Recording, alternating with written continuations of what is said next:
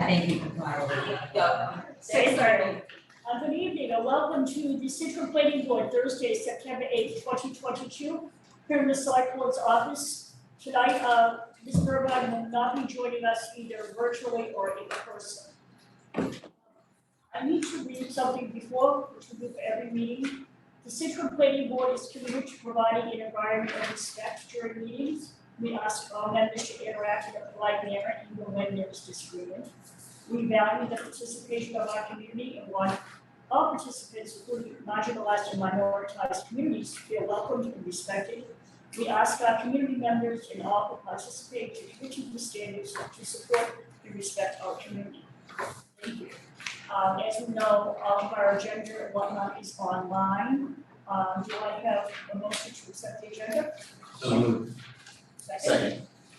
Moved. Aye. All in favor? Aye. I'm awful comfort the queen, that's how that goes, how's that? So at 6:30, we're gonna have a discussion and update of Skysale, AKA the residents at Druid Way Place, which we know is the Druid Company. Good evening, would you like to come up to the table, please?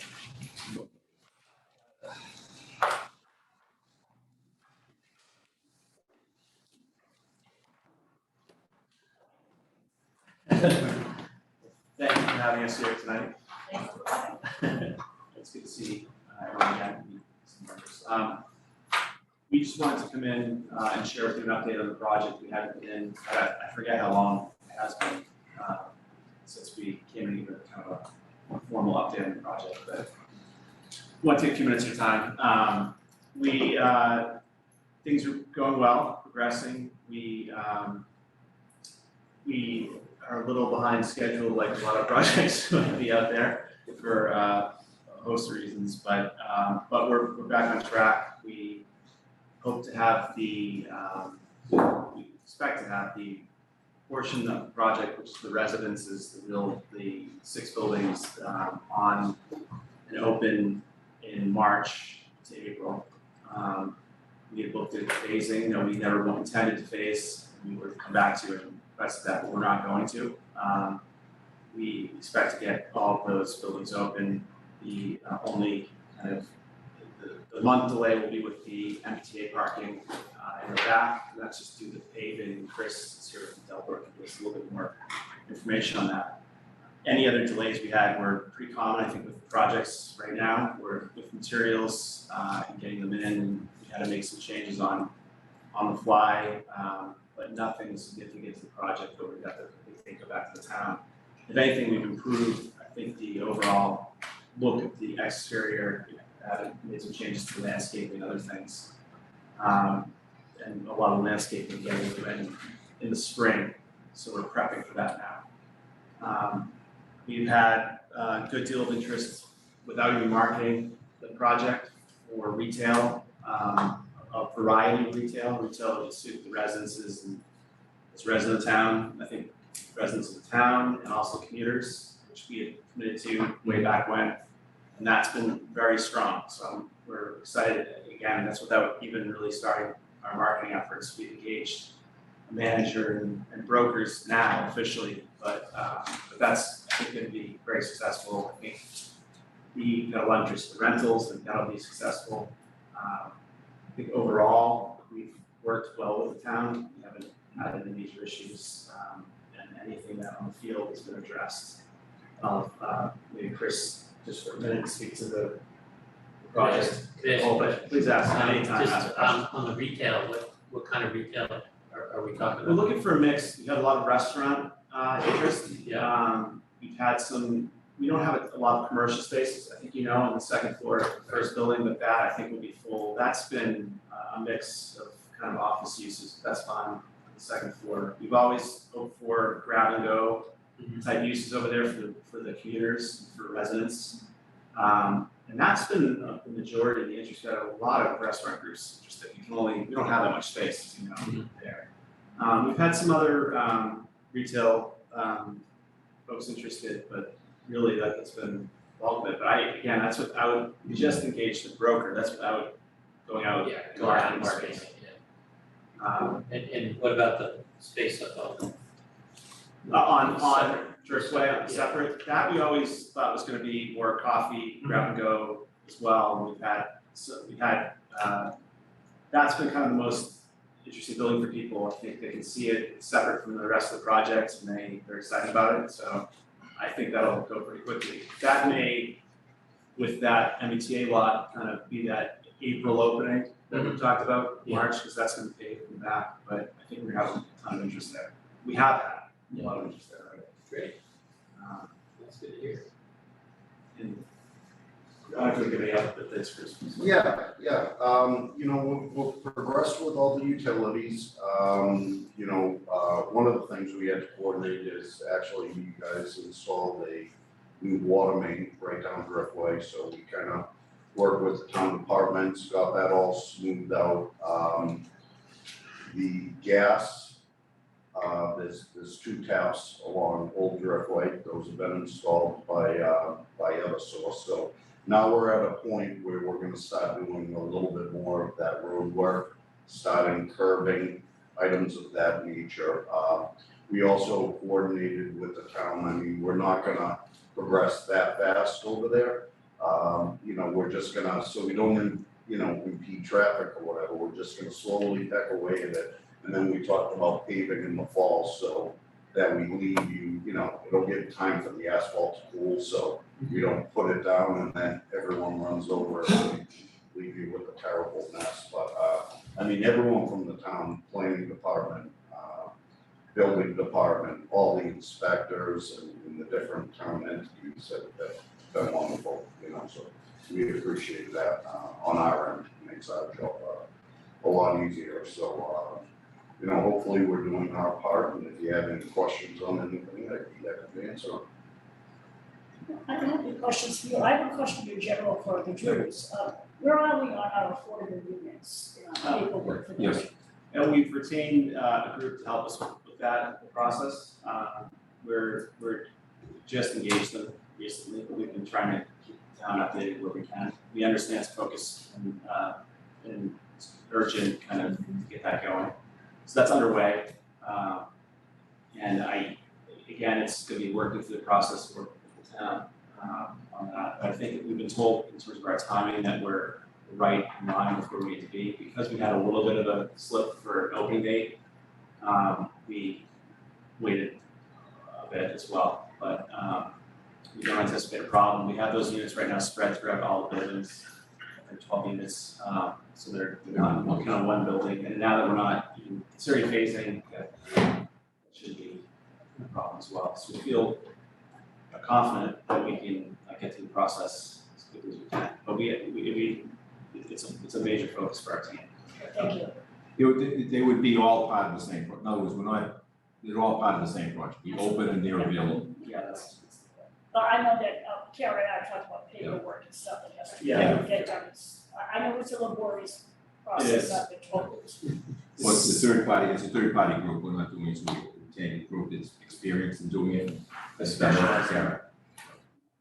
Yeah, you guys are using the same people at 50 Country Way used, right? Yeah. We are. Yeah, so it's a process, the chief elected official has to actually sign the application and submit it, but, that can take a few months to get through the state, but, as long as they're working on it, everything should be okay. Anything else, Karen? I think the board had implied that they would like to do a site visit as a board at some point and go up to the roof deck Right. and see what views that are available. We love that. Actually, we're far enough along where the timing great that we'll send you tickets, but October might be, but we should have our model unit.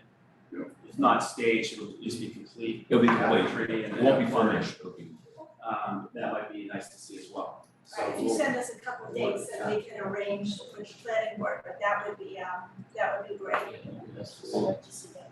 we also owe the town, which we talked to Karen about, a wayfinding plan signage, but again, there'll be no surprises there, and an updated photometric plan as well, which again, there'll be no major changes for what we had submitted prior. Anyone want to have anything? Bob? No. No, I think it's great. I will have to say that, we've had the least amount of sort of friction on this project compared to all the other projects I know that Karen's been dealing with, so, I have to say, I appreciate you working closely with the town planner to keep this, moving in the right direction. Well, Chris has been wonderful on the site, and he's been very responsive, and he's come in if we have any issues, like we had, you know, in the very beginning, this summer we had no rain, last summer we had too much rain. And we had some flooding and various things like that we addressed with you, so I mean, all those things were done, addressed, so it didn't reoccur, and also I think we were very responsive to some issues that you had brought up with us that we hadn't contemplated, so that was all taken care of. The fire team has been in, they've walked through the whole site, that's all been handled with them, so with all the alarms, all of the issues that you think they would be concerned about, we've addressed. So I think in general, the only thing I would add is the surprise to all of us, including Chris and Delbrook team, was basically the delays we experienced.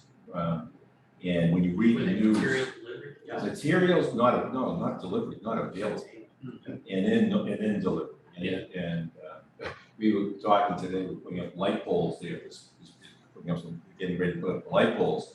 Is an anchor bolt that is 30 inches, is what they say. And backordered for like 20 weeks. I mean, it's just, it's mind-boggling, and it's not us, it's the whole country that's dealing with this. So I mean, there's things like that would shock you. The other point that Karen raised with us is on landscaping. We basically are doing the trellises alongside the building, the ivy, various things like that. We showed you when we were going through the approval. That's being done. Obviously, it's not up on the building yet. They will be added to the building. We're not ready for it yet. The other part is that because of delay in our schedule, the landscaping will mostly go in the first, right in March, April, as early as we can put it in. We can't put it in November or December without killing it off. But the soil, in other words, it'll built out, the soil will be in, all that will be in. What we'll be missing is the plants and the trees. And so those will be put in. An extra effort's been made, something you asked us for, which I and John quickly agreed to, which I wish we didn't, but I'll tell you what, is the 5 or 6 trees that are along Driftway right now. We said, yes, we'll do our best to save them. We were told if you didn't save them, you had to put a tree of that caliber, so we said, no, we certainly don't want to do that. But anyhow, it turns out to save the roots and various things that we've gone to some extreme measures and changing the block that we use for the seats, various things like that. But we believe that those trees are valuable. We should keep them there. But so things like that we've addressed without, these are our issues, not your issues, but in trying to comply. So those things I think are done. I don't see. We've got calls just to us, to the Drew company, and whatnot about people asking about rentals when they're available and whatnot. It's a good sign, very good sign. So I think overall, is without any marketing and advertising or anything along those lines, and even a lot of newspaper publicity or anything like that, is interesting in town, not only the retail but also. Do you have like future rentals already lined up, or are you still working through that? Well, we're still working through that. We don't want to. We've got a lease. We're going to finalize the lease. In the lease, we've addressed including sound issues. So the Hoffmans, we told you the Hoffmans, we would put some the language in the lease to basically help them and protect them somewhat. So we've got that. So we've shown the draft lease. We've gone through that. So we're good there. We just haven't done the lease because we don't need to do it until probably another month. So we'll do all of that. I thought of one thing. Sure. I think during the permitting and the conditions we had discussed, you had brought up that you were trying to do a fairly efficient building and high sustainability, low impact kind of building. And there was some talk at the time of getting some sort of certification, but I think we all agreed it was a little bit onerous to try to go through those standardizations.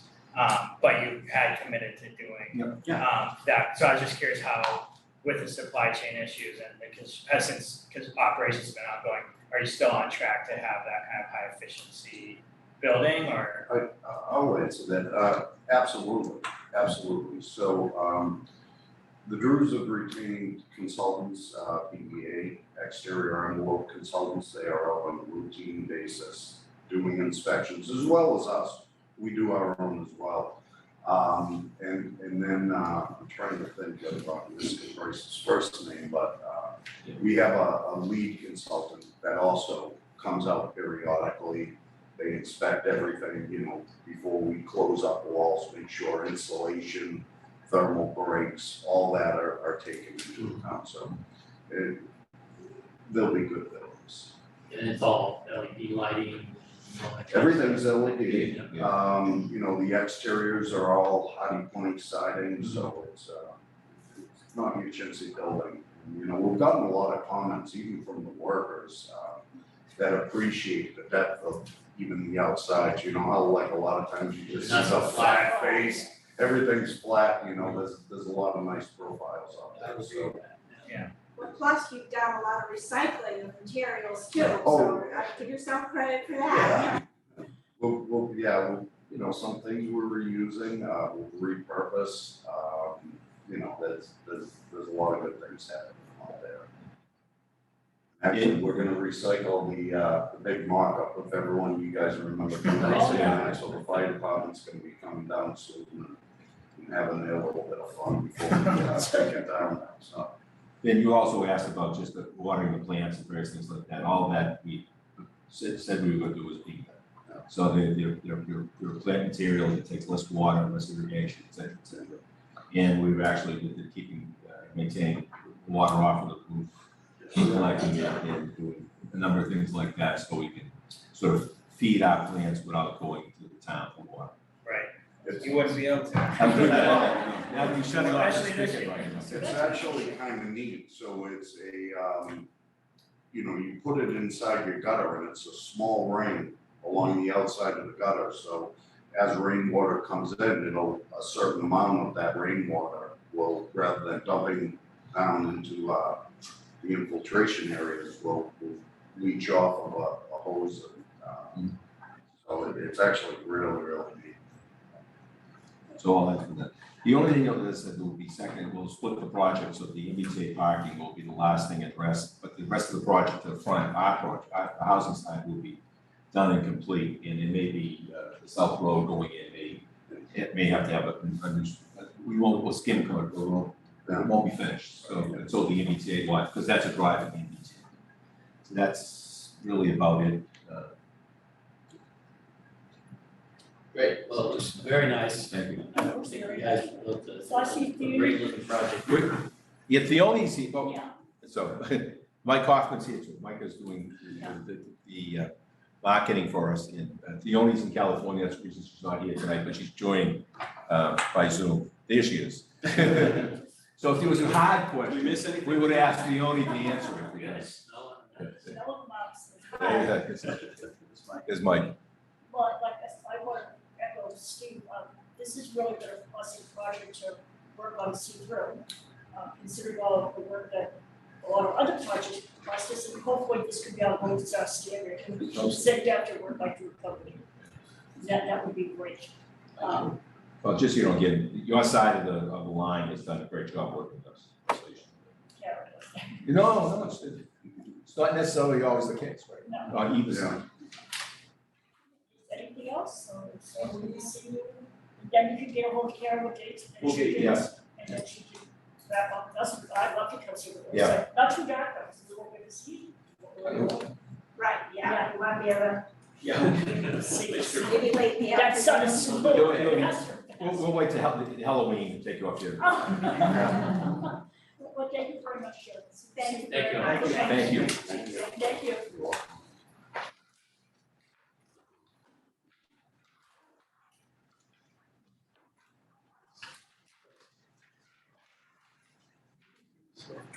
Yeah. Doing the field again, right? All right. Next up is a discussion of Central Field with, who was the architect engineer. Landscape architect and civil engineer, how are you? Good evening. Hello. Thanks for having me. I just wanted to come in and kind of update you all on the project. Due to the amount of disturbance that will be going on, and assuming the project passes at special town meeting on September 19th, we'll be back in front of you for a stormwater permit application. But did want to familiarize you with the project and the process that we've gone through. See if you had any questions, comments on the project that we can address as we move forward and before, potentially before we submit our stormwater permit application. So the general scope of the project is to create a 90-foot baseball diamond. So when my firm did the design for the high school athletic field projects, it resulted in the elimination of one 90-foot baseball diamond. Due to Title IX and gender equity issues, we had to put the softball field up at the high school, and that basically took the place of what was pre-existing the JV baseball field. So since then, the town of Scituate has been operating with one 90-foot baseball diamond, and you can't really have a good baseball program with only one 90-foot diamond in town. So the project applicant, Darren Campbell, and I don't believe he's on, but he couldn't be here in person tonight. He's the former president of Scituate Little League, and basically the applicant is the baseball community of the town. So that was really the real driver of this project. We started off with a study taking a look at two potential sites. We looked at Central Field, which you see here, but we also looked at Recreation Field behind Old Gates and the senior center. Based on what we found working with our working group and through our first community meeting, the decision was made to move forward with the project at Central Field. In terms of impacts to other sports, basically what I laid out to the working group is there's going to be some pain that's got to get shared, and it's got to be spread out. So it can't be really hurting one organization while benefiting another. So our working group had people, more advancing from recreation, it had Scituate Youth Cross, it had Scituate Soccer Club, Scituate Senior Softball, obviously the athletic director, Mrs. Scott Payne. There's a little lacrosse in there too. Yes, thank you. It was Chris Roberts from Scituate Youth Cross. So we tried to get somebody from each of the organizations that currently utilize the athletic fields, both at Recreation Field and over at Central. So generally the project, the existing softball field on the northern side of the site was previously the varsity softball field. It is now the JV softball field. That was renovated, I believe, I want to say somewhere 5 to 8 years ago. On the southern end is an existing softball field that was not renovated as part of that project. That is where we'll be placing the 90-foot diamond. During our discussions, the scope of the project grew slightly, and that is because we need to continue to support our senior community and the needs that they have on site for senior softball. So they have approximately 90 gentlemen that play on off hours, but they utilize all three softball fields, or two softball fields here at Central and the existing smaller baseball field over at Recreation for their program. So that is why, if you look in the upper right-hand corner along Branch Street, we've added another softball field. The two softball fields are approximately 600 feet apart from home plate to home plate. So two softball games can happen simultaneously. The distance between the existing softball field that will remain untouched and the proposed 90-foot baseball field is sufficient enough where you can have a baseball game, JV baseball game, and a JV softball game happening simultaneously. In terms of some of the details of the scope of work, So just, yes, it's not clear, it says alternate one. The idea is both of these bids. well, so yes, what we're presenting and has been approved by CDC advisory and the select board is a budget of approximately $1 million, and that includes everything you see on the render. So alternate one and alternate number two. The reason why we're making the softball, it's the scoreboards over by the tree. The reason why we set up the alternates is really just with the uncertainty right now in the market and pricing and labor shortages. If we run into bids coming in slightly over, it allows us to make some small adjustments to the project while still maintaining the entire scope, if that makes sense. So the idea would be that you might cut alternate 2 and or alternate 1 if the price is coming too high. I mean, they would have to come in way high. So, I imagine not on the yeah. scoreboard, but. yeah, the scoreboards would be the first thing to go. And then ideally, it would be some minor adjustments to still make alternate number 1 happen, but just changing the recipe slightly, in order to bring costs down. So we will be having a handicap accessible walkway coming down from the existing parking area along Central Park Drive. We'll be putting in 20-foot high athletic ball netting along the edge of Central Park Drive. And this rendering is slightly different than the ones that you have in front of it, because it starts to take into account the comments that we received both at our first community meeting and some of the comments that we've gotten back since from our working group. So the netting, for example, is 150 feet of netting that we've moved up closer to the parking to provide some additional foul ball protection for the parked cars. And if you look at the proposed bullpen batting cage in between the 2 softball fields, we've moved it between the 2 softball fields so that originally we had it in this general area. And we were concerned about, if there's a foul ball and somebody on third base running into an obstruction. And we think that there's a nice, the proximity works well for both softball fields. Originally, we had 2 batting cages over at the baseball field, but again, Title IX gender equity, we split them up and moved one over to softball specific. And now we have 1 bullpen batting cage along the right field line of baseball. The backstop for the 90-foot diamond will be very similar to what we have up at the high school. It'll be a tension netting system in the 30 to 40 foot high range.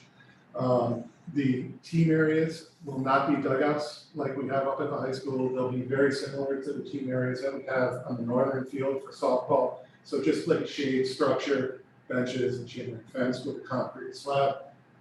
And then over on the proposed softball field, it'll actually be just benches and a concrete slab and a fence in front. Instead, no need for a shade structure over there based on our discussions.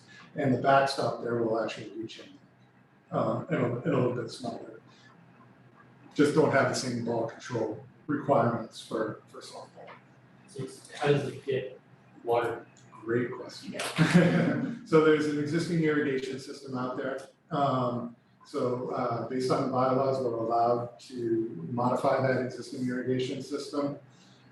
We had a conversation with the select board that irrigation will be required since this is natural grass in order to get it to take and survive and thrive. That's something that happened up at Cushing School when that field got put in. Proper planning wasn't, a good amount of money was spent in the development of the field, but it wasn't irrigated and it went downhill real quick. So we're looking into that. In terms of the irrigation, one of the things that we're doing from the design side to help ourselves a little bit is testing the soil out there and the organic content of the soil. We're going to do, to the best of our ability, we're going to be amending with additional organic content to increase the water holding capacity of the soil. So when it does rain, it holds on to that water for a longer period of time instead of infiltrating straight through. It's a delicate balance because you don't want to go above 8% on your organic matter, or when it rains, then you're playing on a sponge, you're playing on marshy, swampy land, and we don't want that. So we'll also be working with an irrigation consultant that's a water sense partner. So they're aware of water conservation techniques and that sort of thing. The one thing that will it use less water than it uses I don't think it uses any water now, because I don't think they turn on the irrigation over there. I've seen it. So where does the water come from? Is it town? It would be town water, yeah. So one of the things that was requested that we look into was the rainwater capture system. The folks from the Drew companies and Chris from Delbrook were talking about. It works very well in situations like they have over at Greenbush, but it doesn't scale well for athletic fields. We have clients, my firm Activitas, we have clients that range from municipalities like Scituate all the way up to Division I institutions and professional clients. Harvard University, who has an endowment that is enormous, has asked us multiple times to look at rainwater capture systems for the irrigation of natural grass fields, and they turn it down every single time because it makes sense. You think of a summer like this, you need the rain to come down in order to fill up your capture system, in order for it to work, and the amount of water that is required to get these fields to take and survive. One rainfall and you're using up everything that you've got in your tanks. How much water is that? It depends on what, the current climate conditions. Not from the rain, I'm just saying, how much water does it use? Yeah, so depending on the climatic conditions, but in a summer like this where we're really dry, you're probably irrigating somewhere between around three times a week. And you're doing it at night, and you're doing a very heavy irrigation to really saturate the soils and drive the roots. So you're looking at putting close to an inch of water over the surface of the field, not including the skimmed areas where the dirt is. Most of that translate into gallons? Yes, about over 200,000 gallons Per application. water.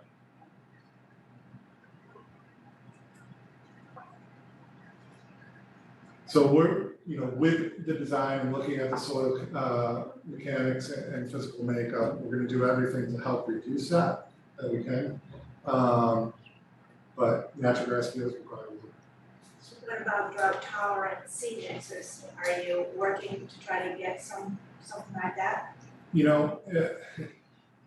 That's a possibility, but we're also working on an existing field where we're trying to blend into an existing field that's all Kentucky blueberries. So we're really trying to minimize the footprint of this project. And so right now we're looking at continuing with Kentucky blueberries. Kentucky bluegrass, their evapotranspiration rates are slightly higher, they're higher than some other turfgrass varieties.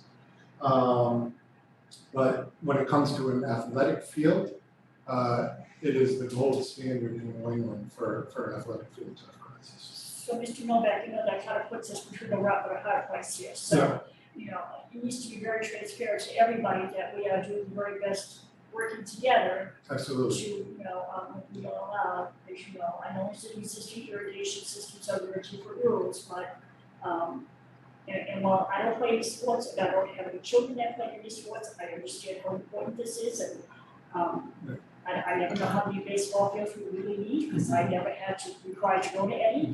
I don't know if that's good or bad, but I know that people are extremely invested in sports in this town, which I think is great. We have to help seniors as well as children, but be mindful that we really don't want people planning on our doors that we can't water on grass, if you don't put it. So just to be very aware. We are acutely aware of the challenges that we face here in Situate.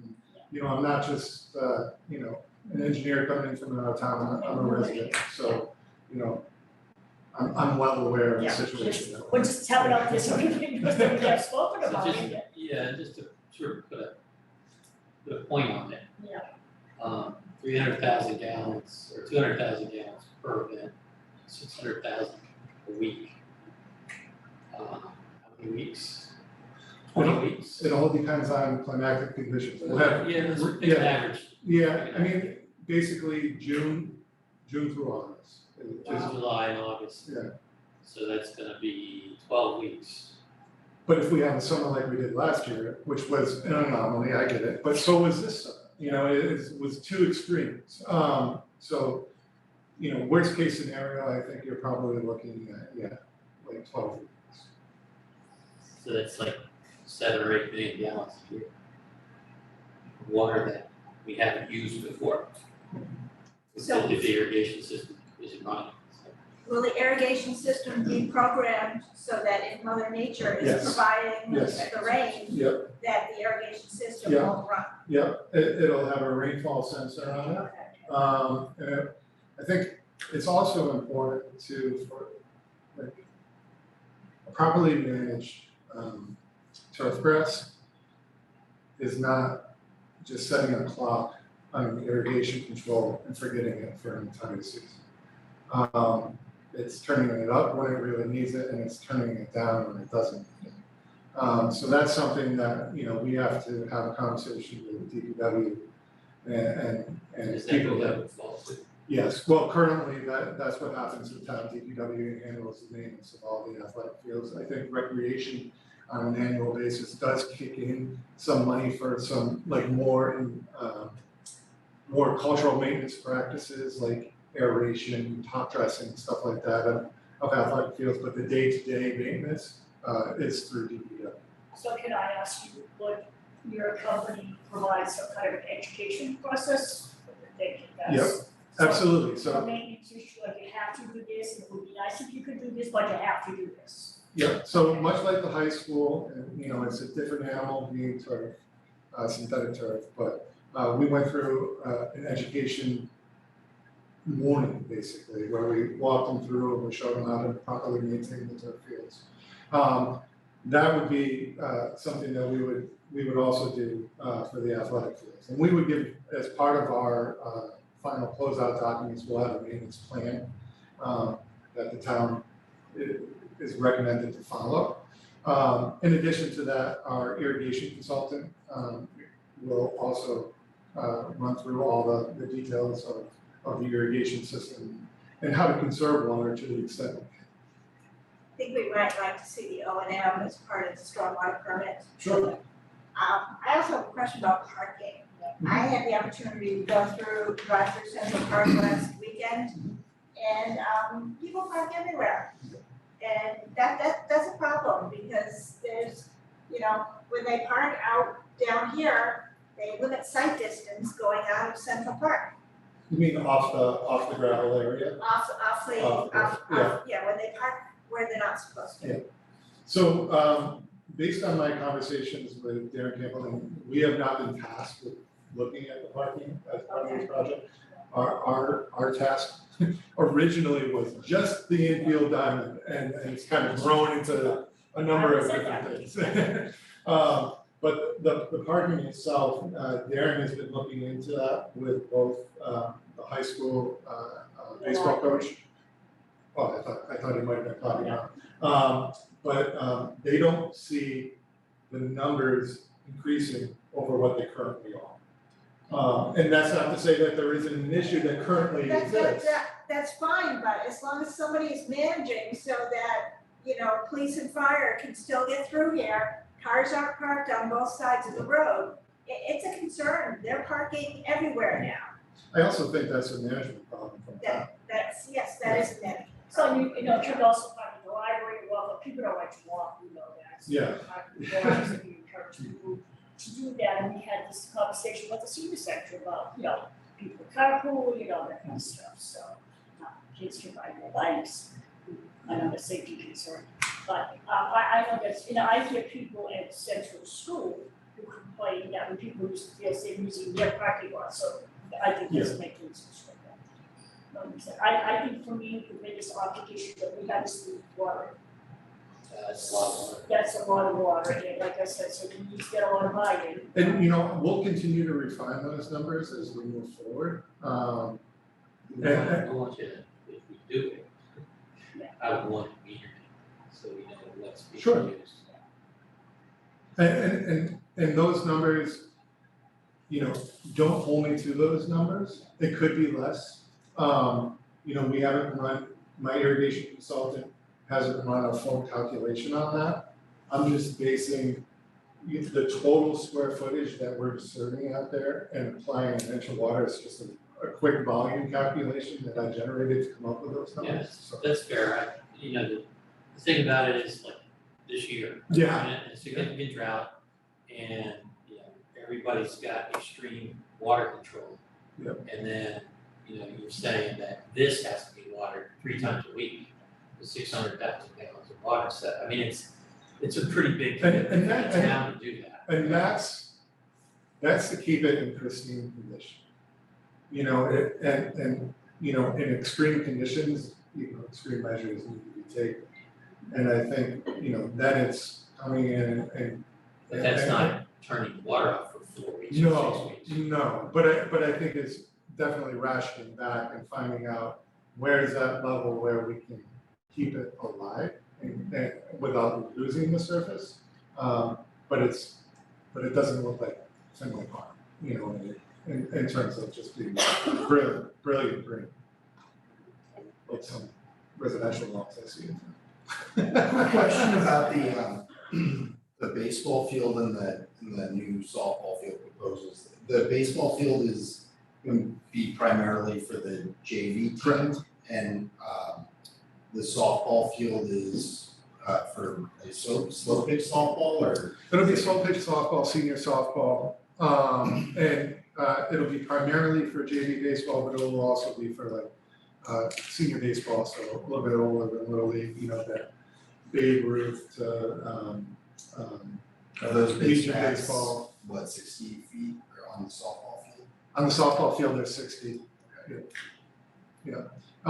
Senior softball has some slightly different dimensions than let's say a high school softball would have. But we're going to accommodate both on the same field.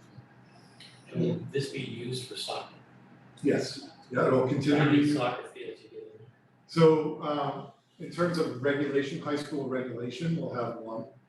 It's not going to be full size, but that's based on our discussions with Scituate Soccer Club. That's sufficient. Youth Center was the other. Tommy Cuddy from Youth Center was on our working group as well. And he's fairly comfortable. I mean, they're one of the big soccer users of Central Field. He was fairly comfortable that between, what they have here, Cudworth and Recreation, everything should work out. So the middle of it will stay as it was, as far as use goes. Correct, yeah. We're really trying in terms of limit of disturbance, you see a foul line going down the left field line all the way out here.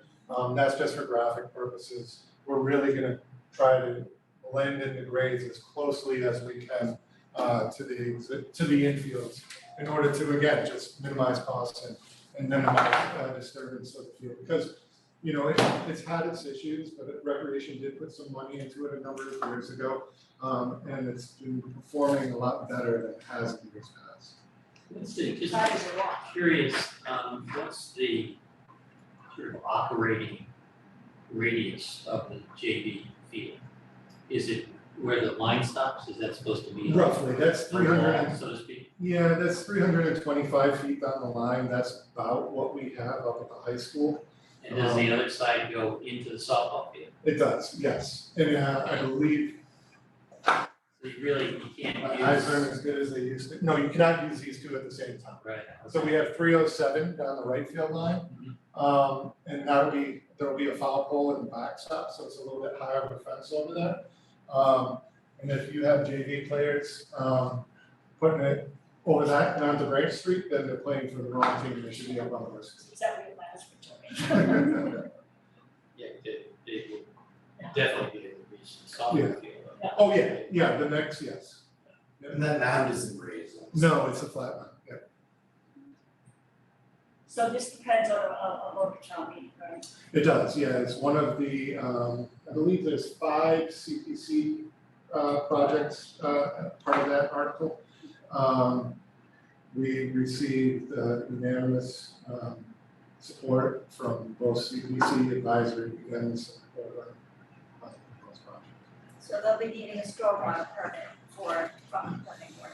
So in terms of project schedule, what we're looking at is obviously we're gonna do a community meeting next week, leading up to town meeting. So community in the library on the 13th, I believe it's Tuesday night. And special town meeting, assuming everything goes great at town meeting. Then we'll be starting to finalize the documents. We'll be back in front of you with our stormwater permit application. We'll finalize the documents, put them out to bid this fall, early winter. In construction, we're targeting as soon as the weather breaks in the spring, and hopefully having it ready and playable by the middle of the summer.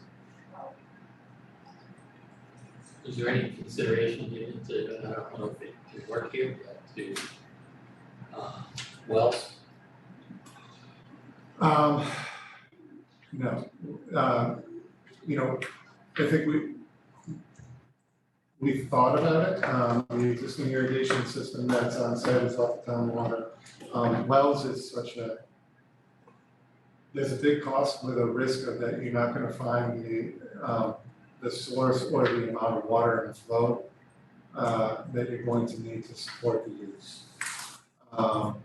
Considering the budget for this project was tight and you know, the scope has been increasing as well. You know, everything's been, you know, if that's something that dictates, then, you know, that's something that we'll obviously look into, but Yeah, I guess I'm not, as sort of thinking of the near-term cost as what's the impact Yeah, on over time. overall water use in town. It sounds like a big impact, and it's treated water, all the treated water that's going on to the field.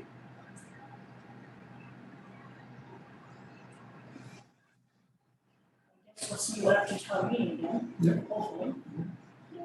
I can thank you for coming in and, no, I appreciate your time, and thank you for the questions, and you know, like I said, so you know. hopefully we'll be back in front of you. Same emails for our office, obviously, you know, our office, so. Yeah. And a lot of other things. Safety issues here as well as Karen points out.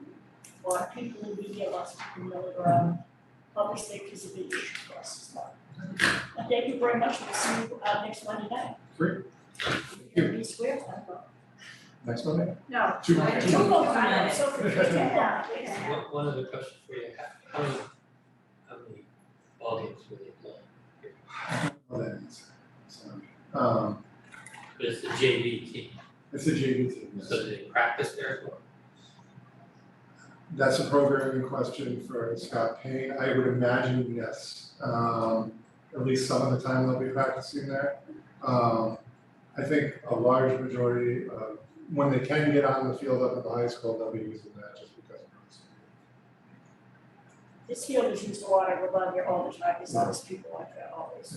Yeah, agreed. And for your information, right now, I will not be at special town meeting. I have but Darren Campbell of the project applicants will be there if there's any questions that come up. I unfortunately have a significant work. So. All right. That's happened from free work, thank you very much. Thank you. Have a nice night, thank you.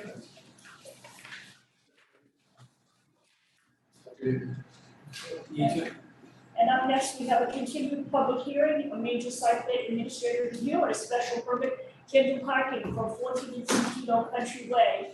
I'd like to read into the record that Rebecca Lewis, you did a volunteer for this last time. Okay, good evening.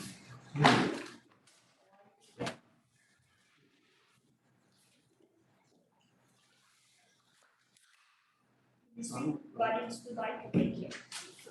You are. Not much has changed on my end since I last visited. I think that the applicant has submitted all the materials. I have given you a draft decision. I think we're ready for the draft decision. So, this is many, many pages long, 27 pages long. Huh? We should probably train this up every 2 or 3 pages, this is a long, long way to go, so, That's big writing. I know. So, there might be more stuff, we'll go down the line, but by that time, we'll be back. Okay. Do we have anything we'd like to discuss, we're all set to go, right? I think you're all set to go, You're all set to go. unless you guys have any questions. No. Site plan administrative review and special permit for tandem parking in the village center and neighborhood districts, DCN and stormwater permit 14-16 Old Country Way. I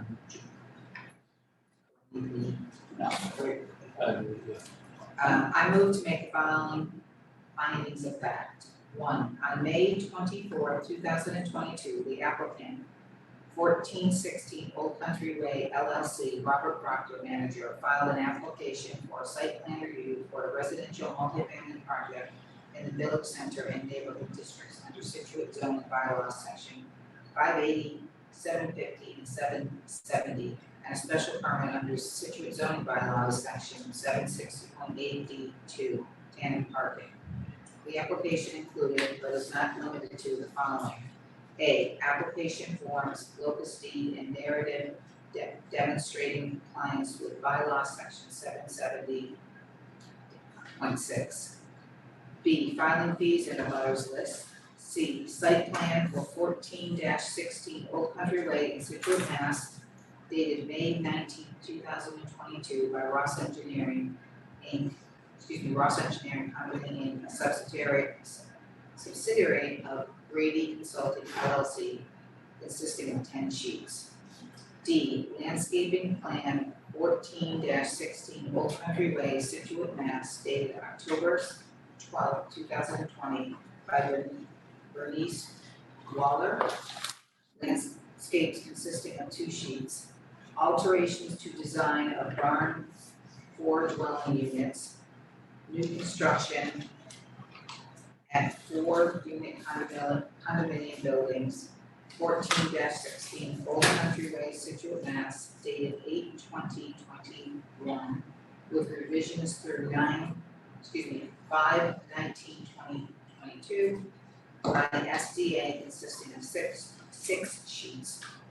Townhouse building design consisting of 4 sheets, -AH 101, AH 102, AH 200, and AH 201 by Jill Niebauer, architects, dated 8/31/20.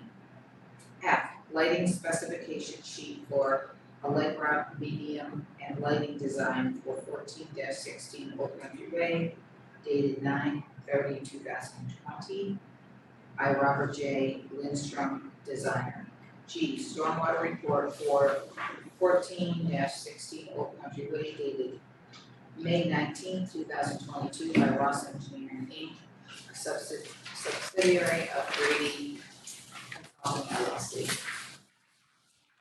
The property that is subject of application is 29,249 square feet, also located off Old Country Way, Scituate, Massachusetts.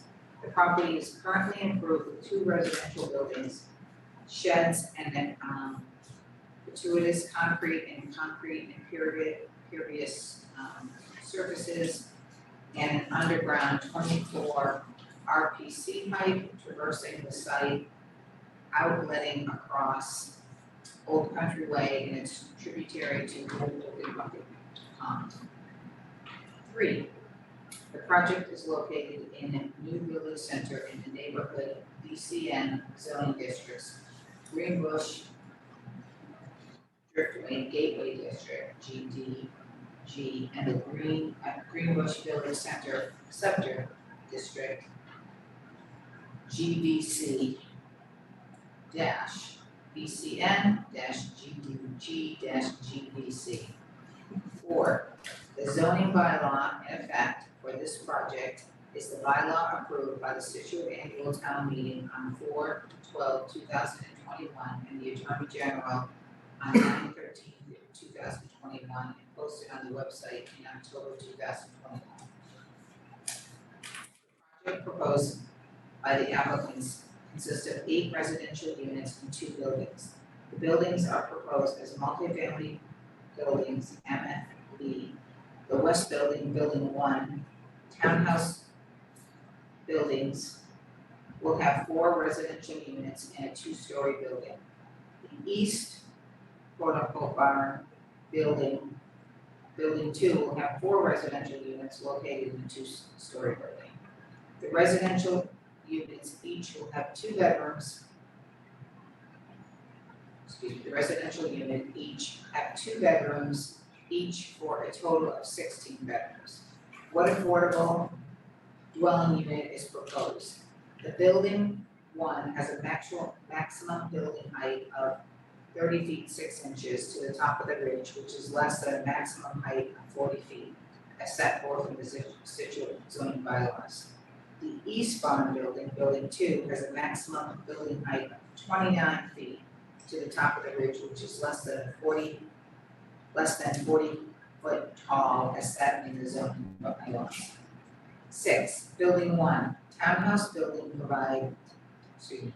townhouse building provides 8 parking spaces for the units with 4 outside and 4 garage spaces, providing a total of 2 spaces per unit in tandem parking form. Building 2, the barn building, will have 2 interior garage spaces and 4 outside spaces, for 1.5 spaces per unit to be located southwest of the building. Parking is proposed per section 760.8 of the Scituate zoning bylaws for parking in a mixed-use district, table 2, with 1.5 spaces for a 2-bedroom unit in a multi-family building, as the site is in the BCN district, except that building 1 has 2 parking spaces for 2 bedrooms in tandem fashion, so a special permit for parking is required. Building 2, the barn building, complies with parking requirements of 1.5 spaces per 2-bedroom multi-family building. Section 760.7 does not apply, as the site is proposed for residential use in BCN. 7, the property at 4-16 Old Country Way does not include a requirement for pedestrian frontage overlay zone per section 580.2 zoning bylaws.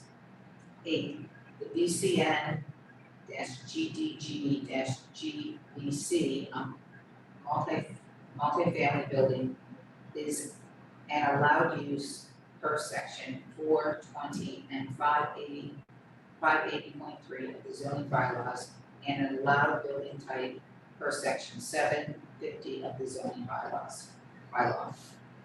9, the base residential density in the BCN-GDG-GBC sub-district per section 580.4 of the zoning bylaws for a multifamily building is 12 units per acre by right and 14 units per acre by special permit. 8 units are allowed by right and 8 are proposed. No density bonus is required for this project. However, the applicant previously committed to provide $10,000 to fund a municipal study of the off-site traffic and pedestrian improvements, and to fund in part traffic and pedestrian improvements in the greater Greenbush area. The applicant has now committed such funds on behalf of this project to be used for improvements in the Greenbush Driftway area as proposed by the planning board. 10. Section 580.4 also has a minimum bulk standard for dwelling sizes. A 2-bedroom unit is required to have 900 square feet of usable floor area.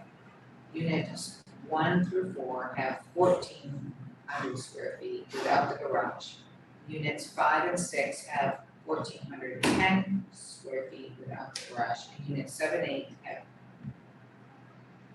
1,390 square feet according to the plans. The requirements are met. No public realm standard are required for this development. 12, 12. 1 affordable housing unit is required for the development among the 8 units. The units shall be distributed through the remaining proposed housing units and is a 2-bedroom unit. The affordable unit is designed so that the exterior is compatible with the market rate units. No monitoring agent or affordable housing information has been submitted at this time. The applicant requests a waiver for the information to be submitted if the project is approved. The affordable unit must be able to count towards the town of Scituate subsidized housing inventory and comply with the local initiative program, LIP 760 CMR 56. 13, the applicant met the design review committee, DRC, and the planning department staff on the previous project. The board did not refer the applicant to DRC for this project.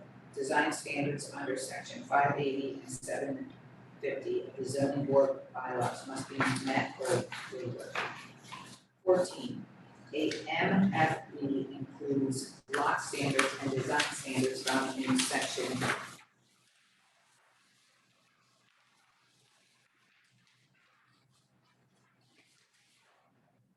750.6, including a minimum lot size is not required.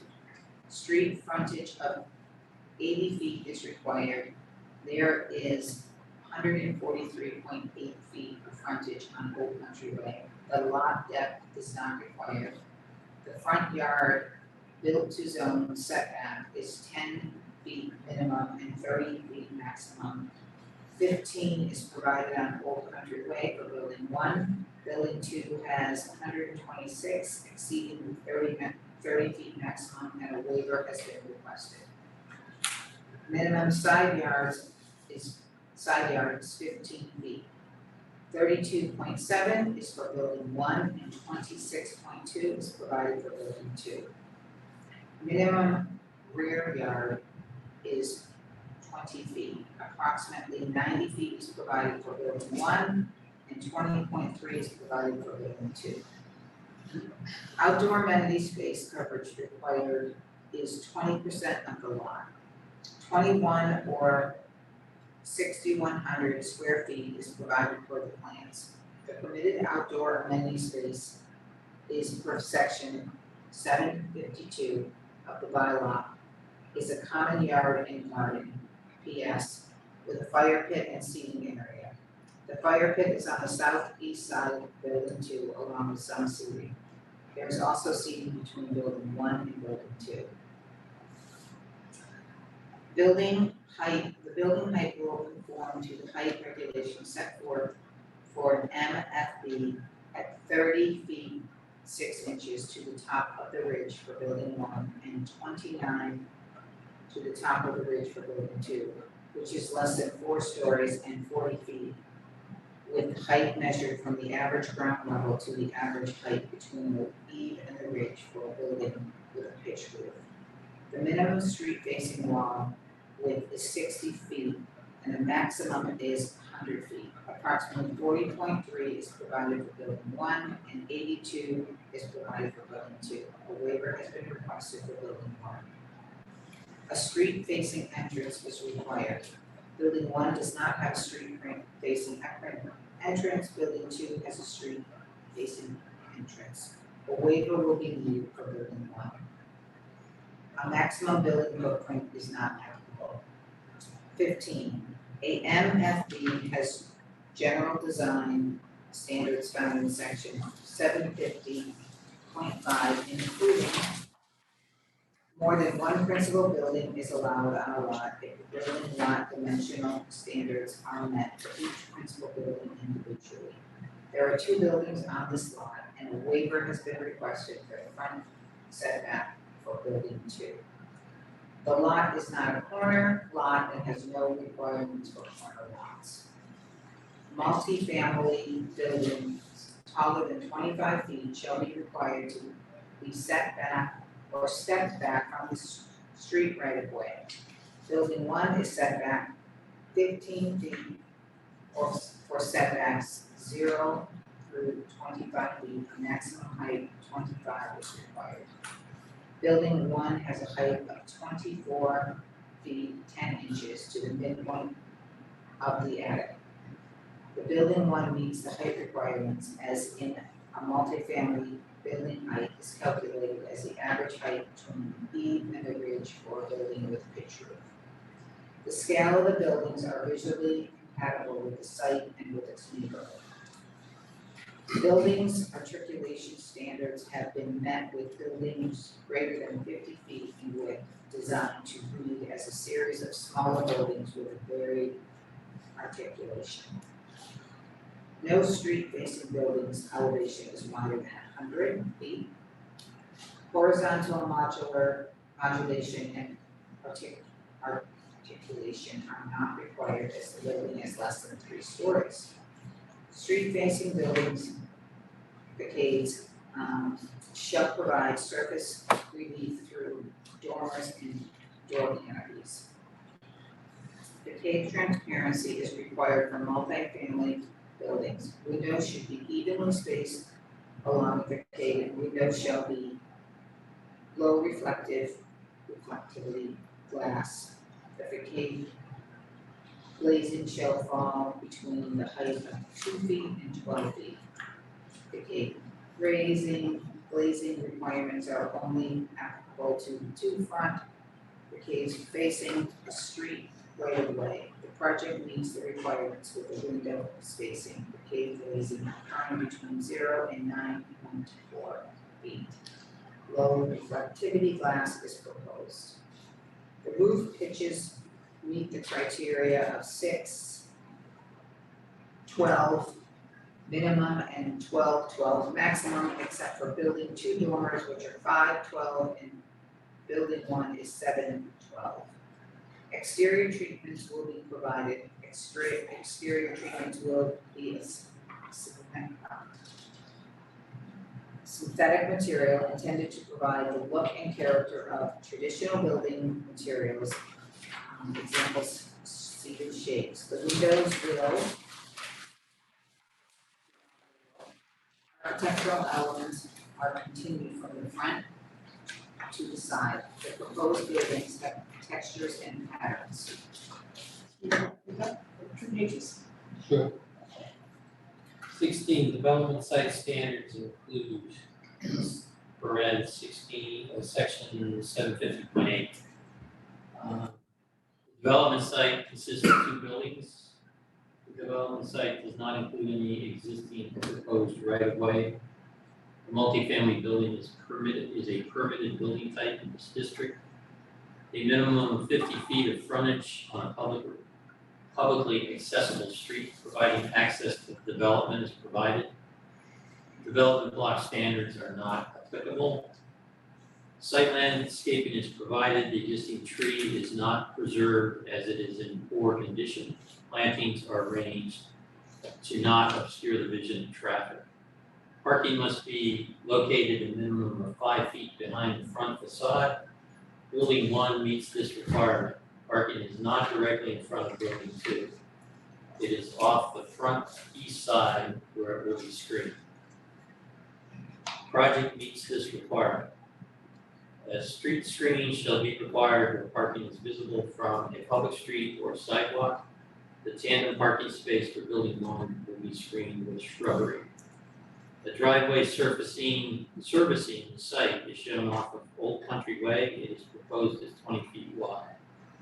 New public utilities are proposed as underground. Trash storage areas outside are not proposed. Garage doors are located on the front facade of the building, building 2, and the front facade of building 1. The front facade of building 1 does not face the street. There is no other feasible location for the garage doors. 17, sustainable site design is required in the VCN district per section 751 of the zoning bylaw. Stormwater management shall conform to best management practices described in the Commonwealth of Massachusetts Stormwater Management Handbook. Pre-development hydrology is maintained by infiltrating, storing, and containing stormwater in a subsurface recharge system, a bioretention system with a sand filter, and lawn basins. The post-construction peak rate and volume of runoff is not exceeded for the 1, 2, 10, 25, and 100-year 24-hour rain events. Storm Stormwater best management practices are required. Minimization of impervious surfaces is partially provided by providing only the required parking. However, the project maximizes the development of the lot with building and parking. Subsurface retention facilities have been provided. 18, landscape plan shall be required for all submissions except where waived by the planning board. To the greatest extent possible, native plants shall be maintained and no plants listed as invasive or prohibited by Massachusetts shall be used. Existing invasive plants shall be removed. Landscape plan has been provided, native landscaping is reasonably proposed. Lawn areas in the front yard is minimized and fertilizer use is discouraged. This requirement has been met. 19, multifamily residential developments shall provide access from parking lots to a public sidewalk and the primary building as indicated in section 760.8 F2 public ways. This will be provided when the applicant extends the sidewalk on Old Country Way to the proposed driveway as conditioned. No walkway is provided to the sidewalk on Old Country Way, but the driveway will provide access. 20, section 760, parking, tandem, tandem parking spaces require a special permit from the planning board. 4 tandem parking spaces are proposed. The tandem parking spaces are for residential units. They are assigned to the same dwelling units. They are not used to provide guest parking and meet the size requirements. They serve the public good of the development and have no substantial adverse effect. 21, Scituate zoning bylaw section 770.6 sets forth the standard of review for approval of proposed site plans, which are required for proposed developments, which are of a size that may have significant impacts on neighborhoods. Multifamily building requires a site plan review by the planning board. 22, section 770.6, site plan approval standard A, protection of adjoining premises against detrimental and offensive methods of utilizing the site. Finding the site is currently a residential use and is proposed to be the same. This standard is met. Section 770.6B, site plan approval standard B, traffic safety and ease of access at street and highway entrances and exits of driveways, taking account of traffic volume, grades, site distances, and distances between such driveway entrances, exits, and nearest existing street or highway, intersections, and times of peak traffic flow. Finding, the site is located on Old Country Way. The project will consist of 2 multifamily buildings with 8 2-bedroom units. The proposed development will have its own separate off-street parking meeting requirements of section 750.8. Access for the parking will be off Old Country Way. The applicant maintains there is capacity on Old Country Way to handle the minor increase in traffic that will be generated by changing development from 2 existing single-family homes to 8 2-bedroom units. The applicant maintains there is adequate site distance, is currently. There, yes. Add the word there. Okay. There is currently minimal traffic volume on the existing streets, grade levels, and the applicant maintains adequate site distance. Driveways within 100 feet of the site have not been shown. This standard is met. Section 770.6B, site plan approval, standard C, safety and adequacy of driveway layout, pedestrian safety, off-street parking and loading sites, minimizing glare from headlights and light intrusion, sufficiency of access for service vehicles such as electricity, gas, fuel, telephone, laundry, rubbish removal, water, sewer, fire, police, ambulance, or other routine or emergency vehicles. Finding, the proposed development will have its own separate off-street parking meeting requirements in section 750.8. Access will be from Country Way.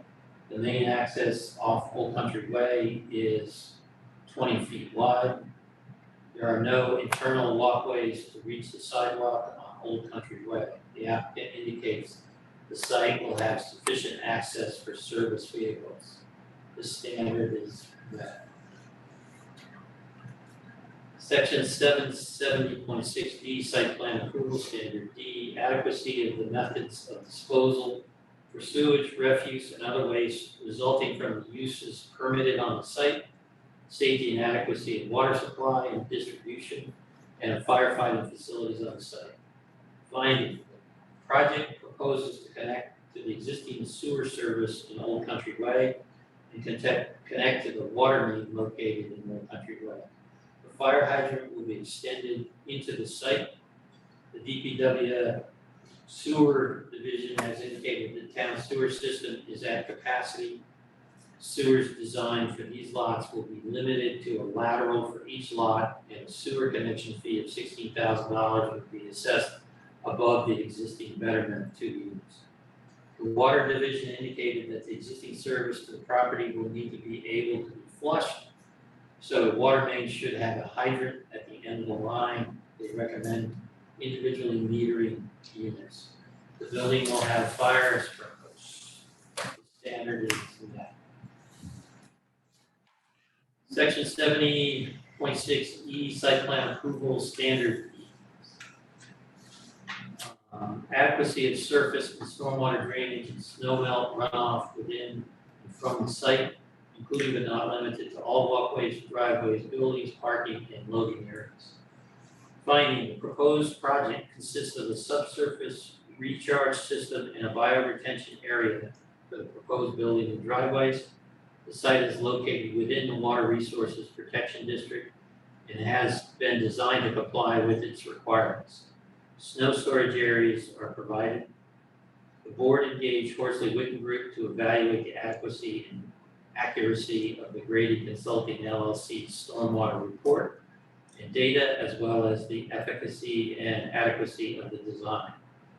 Horsley Witten Group submitted detailed written comments to the planning board. In response to these comments, the applicant and Grady provided responses. Revised reports were requested and updated the site plans. After further review by Horsley Witten Group, the applicant was determined to have adequately addressed the comments and recommendations if the stormwater management system is built as designed. The applicant has submitted a stormwater management plan and operations and maintenance plan to ensure the project will be managed appropriately before and after the completion of construction. The applicant has submitted an erosion and sediment control plan that has been reviewed by the board's peer review consultant.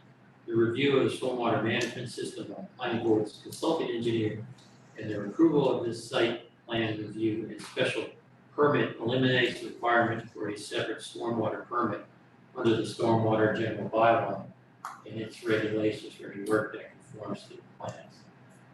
Kevin S. Grady, P.E. has certified that the drainage system will result in post-development runoff characteristics, params including peak flow, total volume of runoff, and water quality runoff, those params to be equal to or less than the pre-development runoff characteristics. The standard has been met. Section 770.6F, site plan approval standard F, adequacy of the provisions made to protect against toxic or hazardous material or oil discharge or loss resulting from corrosion, accidental damage, spillage, or vandalism through measures such as spill control provisions in the vicinity, fuel delivery point, secured storage, areas for toxic or hazardous material or oil, and indoor storage provisions for corrosible or dissolvable materials. Finding, the project has been designed to comply with requirements of the Water Resources Protection District. This standard is met. 28, section 770.6G, site plan approval standard G.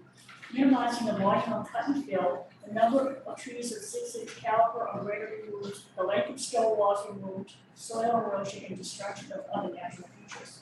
Finding, the proposed site is 29,000 square feet and minor grade changes are proposed. Therefore, there is minimal cut and fill, no 6-inch caliber trees are proposed to be removed. This standard is met. Section 77.6H, site plan approval, minimizing structure of scenic views from publicly accessible locations. Finding the site does not consist of any scenic views from publicly accessible locations, and therefore the applicant complies with this requirement.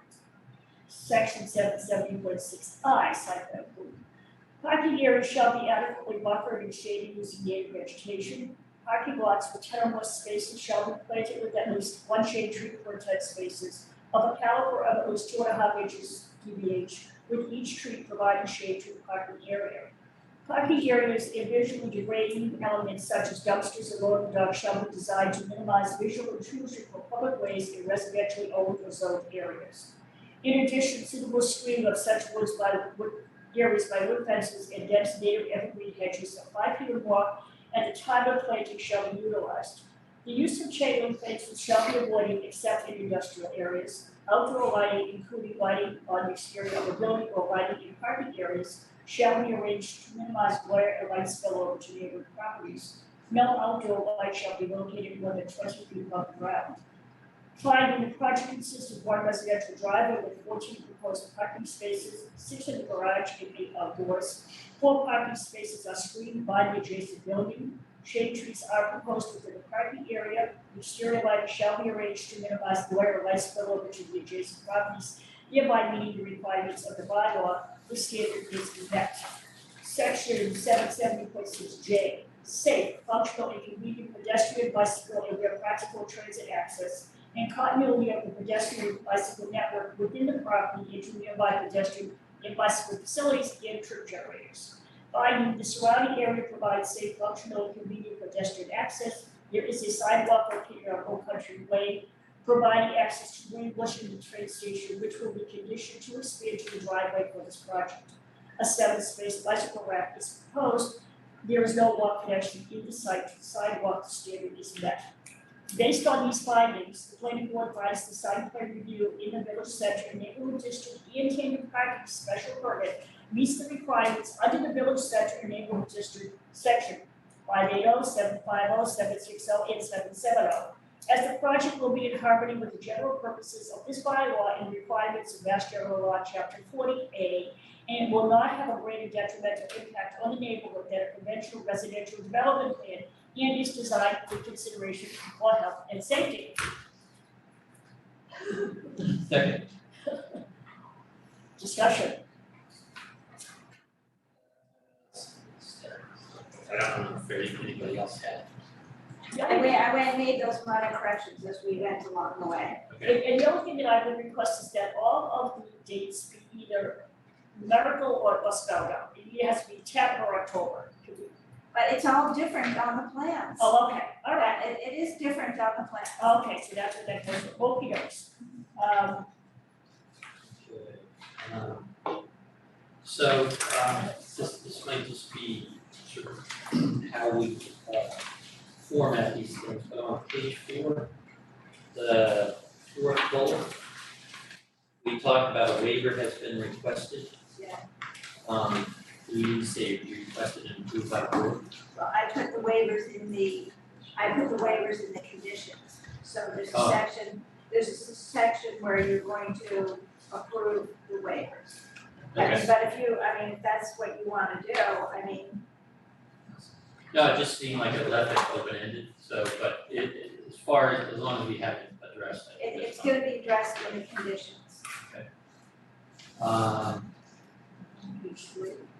So on page, I'm sorry, you got page 3? Yeah, page 3, the description odd sentence in number 12, the unit shall be distributed throughout the remaining proposed units, and it's only one unit, just a little different on the language. I was in English major principle. I don't know where it's gonna go, they don't know where it's gonna go right now.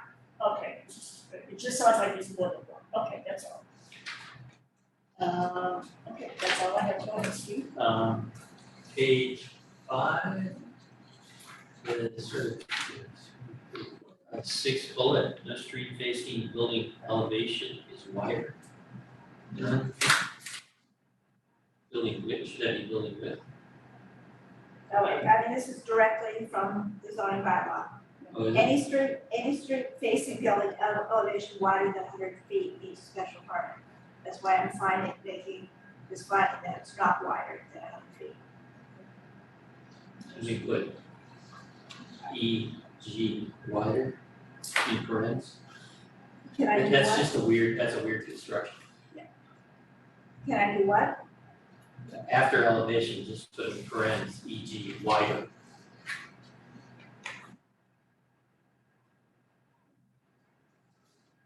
Or width, it's just, not elevation, width, I'm sorry.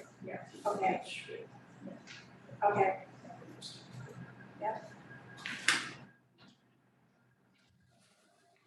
So on the third to last bullet on the same page, the low reflectivity glass is in the conditions as well. I don't think I put that in a condition. Okay, so then we should say low I can reflectivity add it. glass is required. Should we add that? I would just change proposed to required, or either that or say proposed and approved by the board, right? Well, we can say required. Yeah. If you want me to add it as a condition, we can add it as a condition. I said, as long as we somewhere say this is what it needs to be.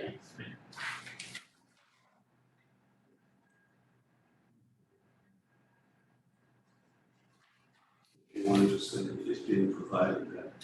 That's all.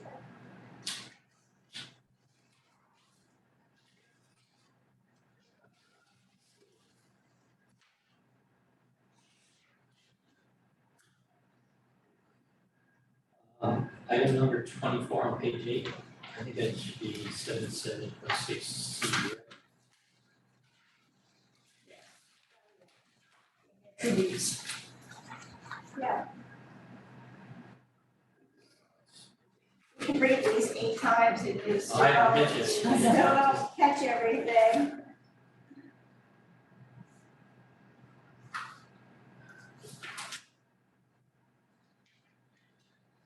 Those are the only editorial comments I have. Is there somewhere in number 25 that you can ensure that there's a hydrant here, is that in part of the conditions? It's already been revised on the plan. Okay. I'll make sure that we have it. I think I did, I think it's a condition too, but it has been revised on the plans. So as I sort of went through and read this and added it to the areas where you said the standard is or is not met, I've said they're all met, so just as long as everybody Yeah. is in agreement with that. Anybody else have anything? No? Ben? No, okay. I'm watching the decision. Well, second. No, second. Yeah. All in favor? Aye. So we'll go on to the decision. Based on the findings of fact and the testimony provided at the public hearing, the planning board approves the site plan review in the village center in the neighborhood district in the Camden Park special requirement for 14-16 Old Country Way with the following conditions. Number 1, general requirements. All construction work shall be done in accordance with 1, the plan submitted by Grady Consulting LLC entitled Site Plan for 14-16 Old Country Way in Central Mass, consisting of 10 sheets dated May 19, 2022, with revisions of 7/6/2022 and 7/12/2022. 2, architectural plans by SDA for the townhouse building consisting of a cover dated 8/3/21 with revisions through 8/4/22, sheet A200 townhouse building basement plan dated revised 8/4, that's in 22 and 10/8/20. A201 townhouse building 4-1 plan revised 8/4/22. A202 townhouse building 4-2 plan revised 8/4/22. A203 townhouse building attic plan revised 8/4/22. A301 townhouse building approved front elevation revised 8/4/22. A302 townhouse building approved right side elevation revised 8/4/22. 3, architectural plans by SDA for the bond building consisting of a cover dated 8/20/21 with revisions through 2/20/22. Sheet A200 foundation plan bond revised dated 2/23/22. A201 bond monument plans And here, please, Ian. Right, revised 22322. A202 Plan Bond 42 revised 22322. A301 revised fire front elevation revised 22322. A302 revised bond right side elevation is revised 22322. 4, stormwater report for 14 through 16 Old Country Way dated 5/19/22 with revisions through 8/4/22. 5, the landscape plan 14 to 16 Old Country Way, Scituate, Mass. Dated October 12, 2020 by Bernie Swallow Landscapes consisted of 2 sheets. 6, the lighting specification sheets for 14 to 16 Old Country Way dated 9/30/2020 by Robert J. Lindstrom Designer, and any additional revisions needed to conform to the conditions contained therein. The BCN site plan review and tandem parking special permit close parent. Final building elevation must be approved by the town planner prior to issuance of a building permit for conformance to submitted material. A complete hard copy and electronic copy set of the latest revised plans with revision dates is required prior to the application for building permit. All existing conditions sidewalk and zoning districts must be correct. A copy of the approved plan and conditions must be kept on site at all times during construction. 2, where the site plan review and tandem parking special permit requires approval, permitting, or licensing from any local, state, or federal agency, such required approval, permitting, or licensing is deemed a condition of the town of Scituate Planning Board's quote, planning board or the board. Approval of the site plan review in the BCN special permit, including but not limited to approval of the work by the Board of Selectmen and Department of Public Works DPW, and all public rights of way, including Old Country Way. Construction shall meet all applicable federal, state, and local laws and regulations, including but not limited to those of the Scituate DPW, Fire Department, Building Department, Board of Health, Planning Board, as well as the Massachusetts DEP and State Building Code. All necessary permits and approvals must be received prior to construction. 3, construction shall meet all requirements of the Scituate zoning bylaw. All conditions of approval shall be inscribed in the site plan review and tandem parking special permit plans. 4, the applicant shall meet the current applicant and all its successors in interest. This site plan review and special permit shall lapse within 2 years, and shall not include such time required to pursue or await the determination of an appeal under the general laws, chapter 48, section 17. For the grant thereof, if the substantial use therefore has not sooner commenced, except for good cause, or in the case of a special permit for construction, if construction has not been done by such date except for good cause. The planning board may extend said period for good cause shown upon receiving a written request from the applicant prior to the expiration of the said date, which request shall provide a detailed description of the good cause necessitating an exception. A public hearing may be required.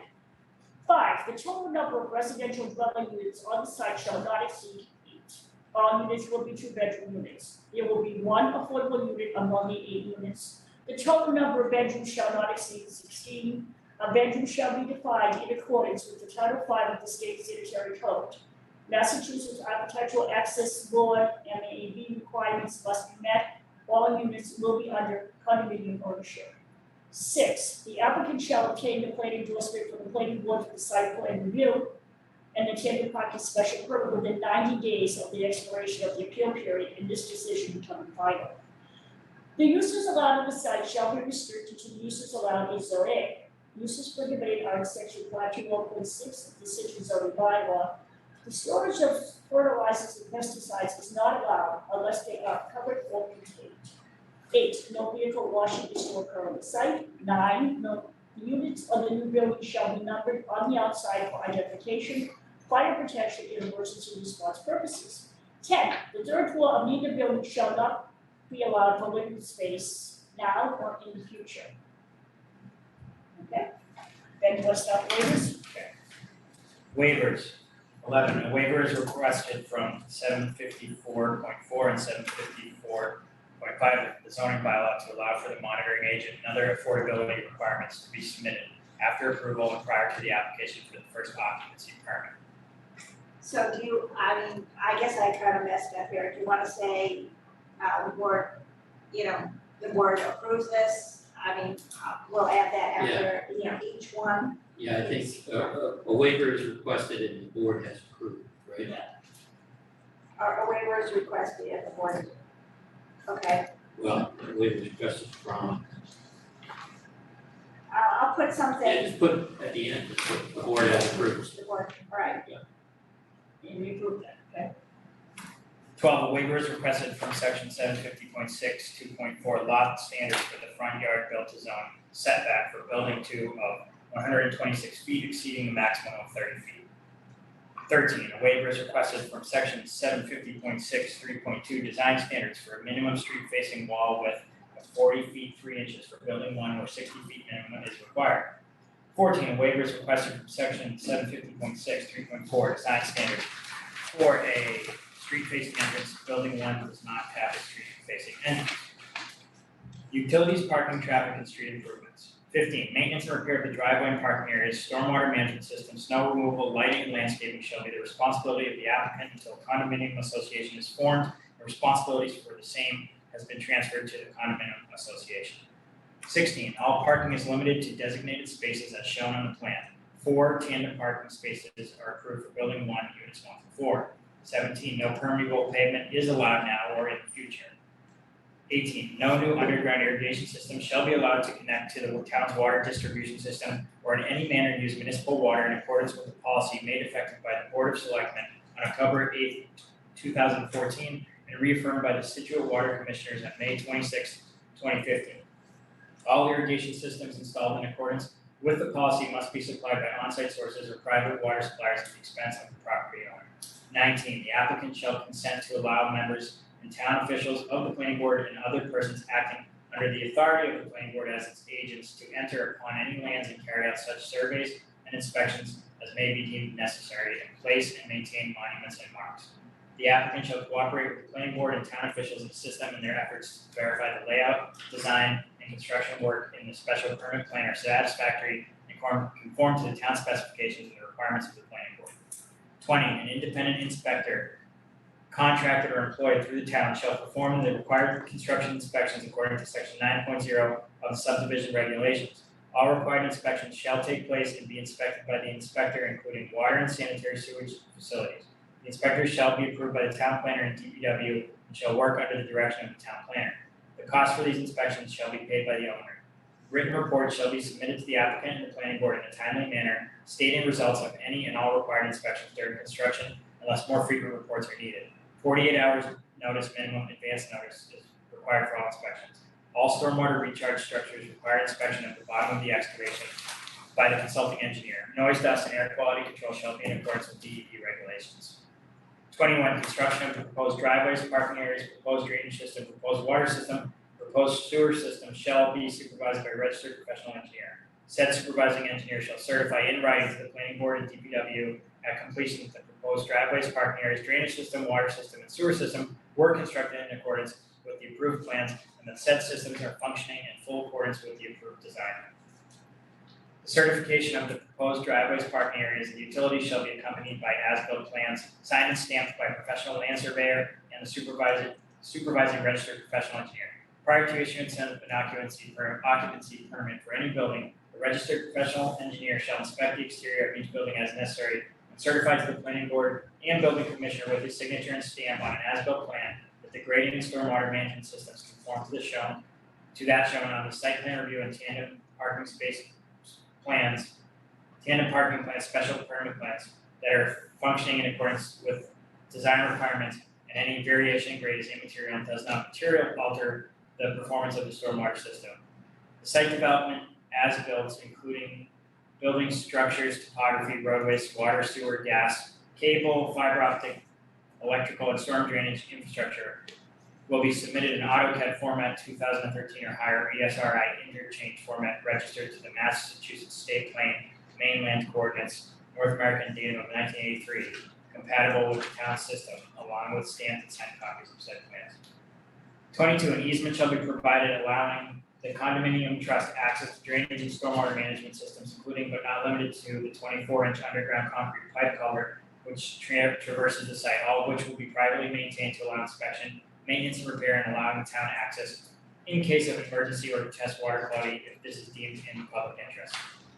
The applicant shall also grant to the town of Scituate a right and easement to construct, repair, extend, operate, use, and forever maintain all water mains, sewer mains, and all surface and subsurface stormwater drains in, through, or under the streets and easements as indicated on site plan. The above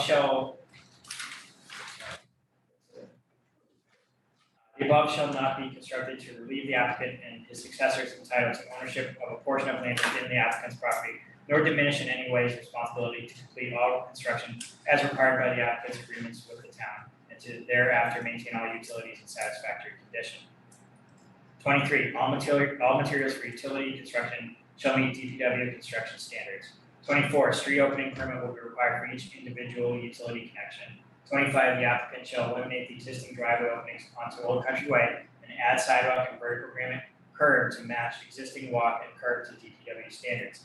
A new section of the walk with vertical granite curb and an ADA compliant ramp shall be added on Old Country Way from the proposed new driveway to the existing handicap access point of the walk per DPW specifications.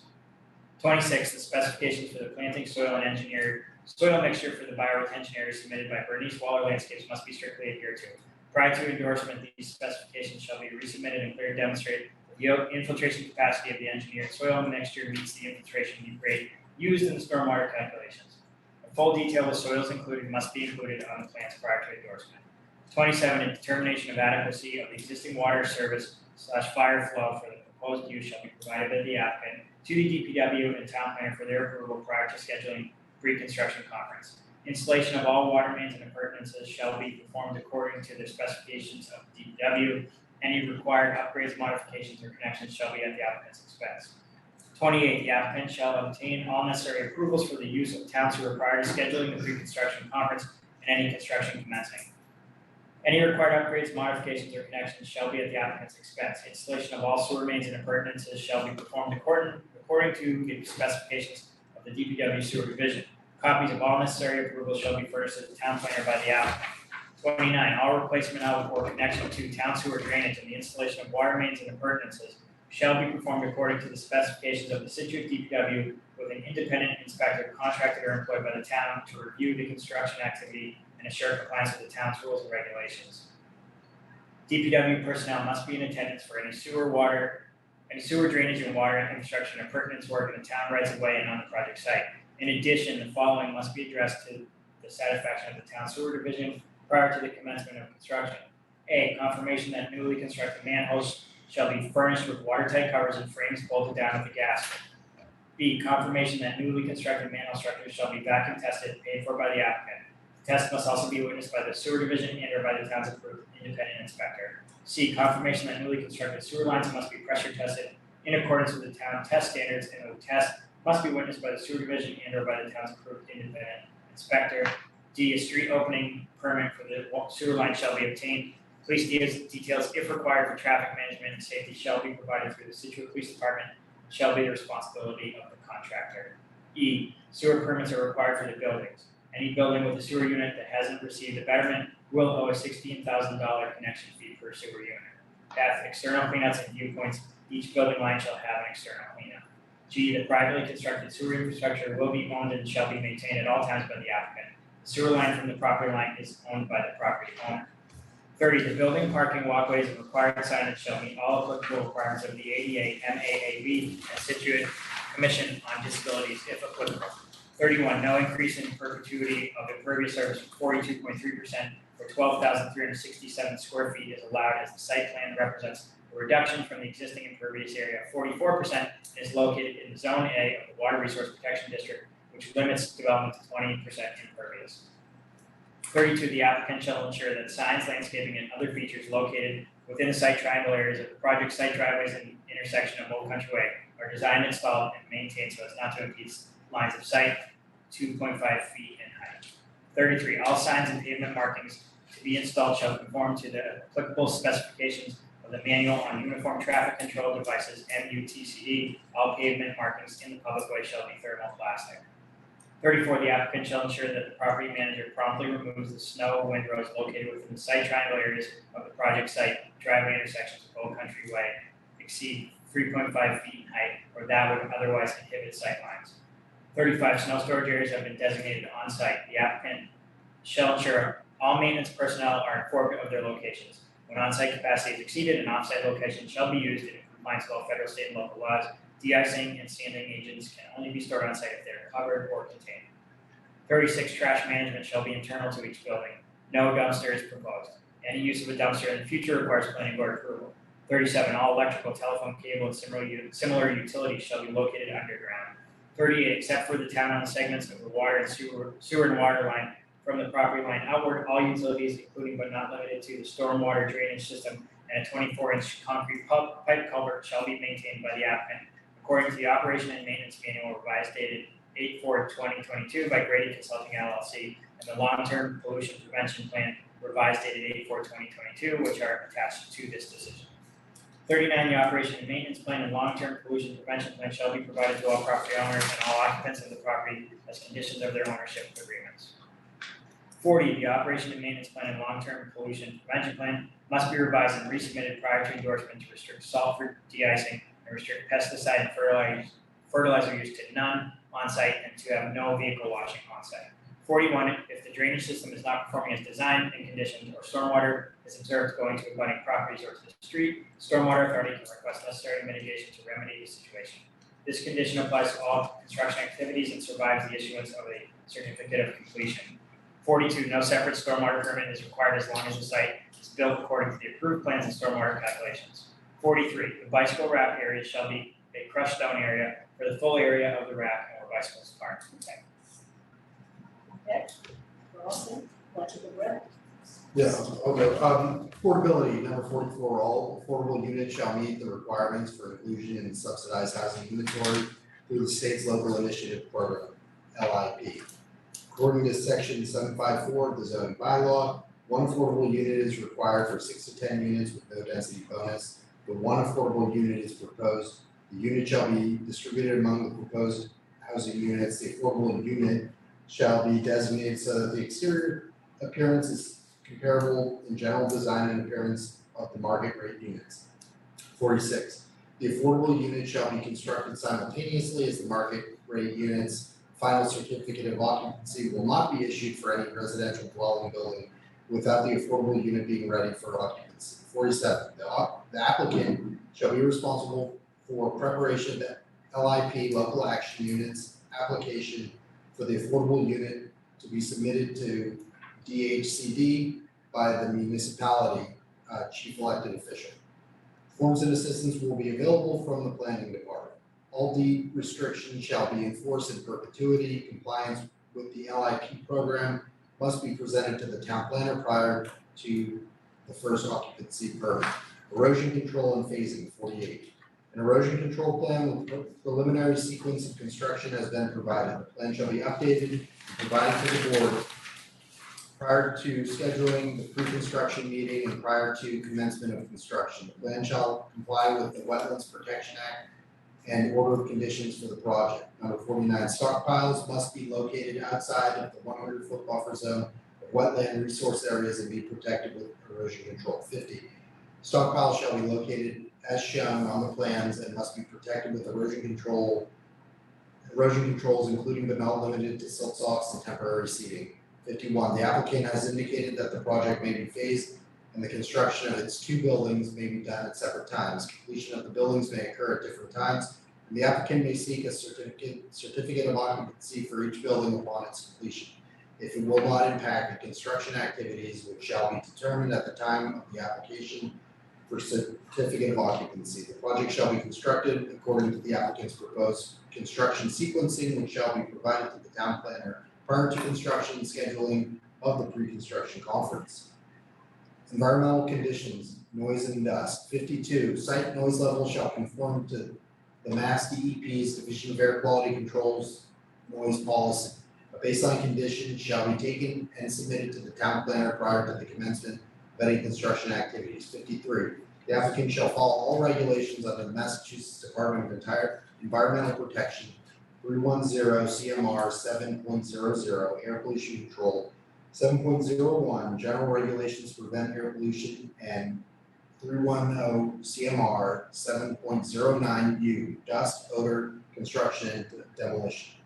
For 310 CMR 7.09U dust, odor, construction, and demolition, water must be used to prevent excessive emission of particulate matter throughout the construction project. Number 54, the applicant shall not operate any concrete crushing machinery on the site, on the project site. Landscaping, site amenities, and public realm improvement. Number 55, the applicant shall obtain the approval of the planning board through the town planner for any changes to the proposed plans. The town planner or the board's inspector shall have the right to approve minor changes or deviations from the approved plans and or any details needed for lighting, signage, paving materials, fencing, and landscaping. Material selection shall be provided to the town planner for review for conformance to approved plans prior to installation. 56, a separate sign permit shall be required from the building department for any freestanding signs unless otherwise exempted under the zoning bylaws. Signs shall be fully located on the applicant's property and shall not block sight lines for traffic entry/egress from the site. 57, all proposed lawns and swale areas shall have a minimum of 6 inches of clean screen level. Number 58, the applicant has agreed to contribute the sum of $10,000 as previously agreed to in the mixed-use special permit to fund improvements in the Greenbush Driftway area as approved by the planning board. The applicant shall provide such funds to the town prior to commencement of construction. The funds shall be placed in an interest-bearing account with expenditure of the funds to be approved by the planning board and town planner. Architectural design, number 59, the planning board shall be,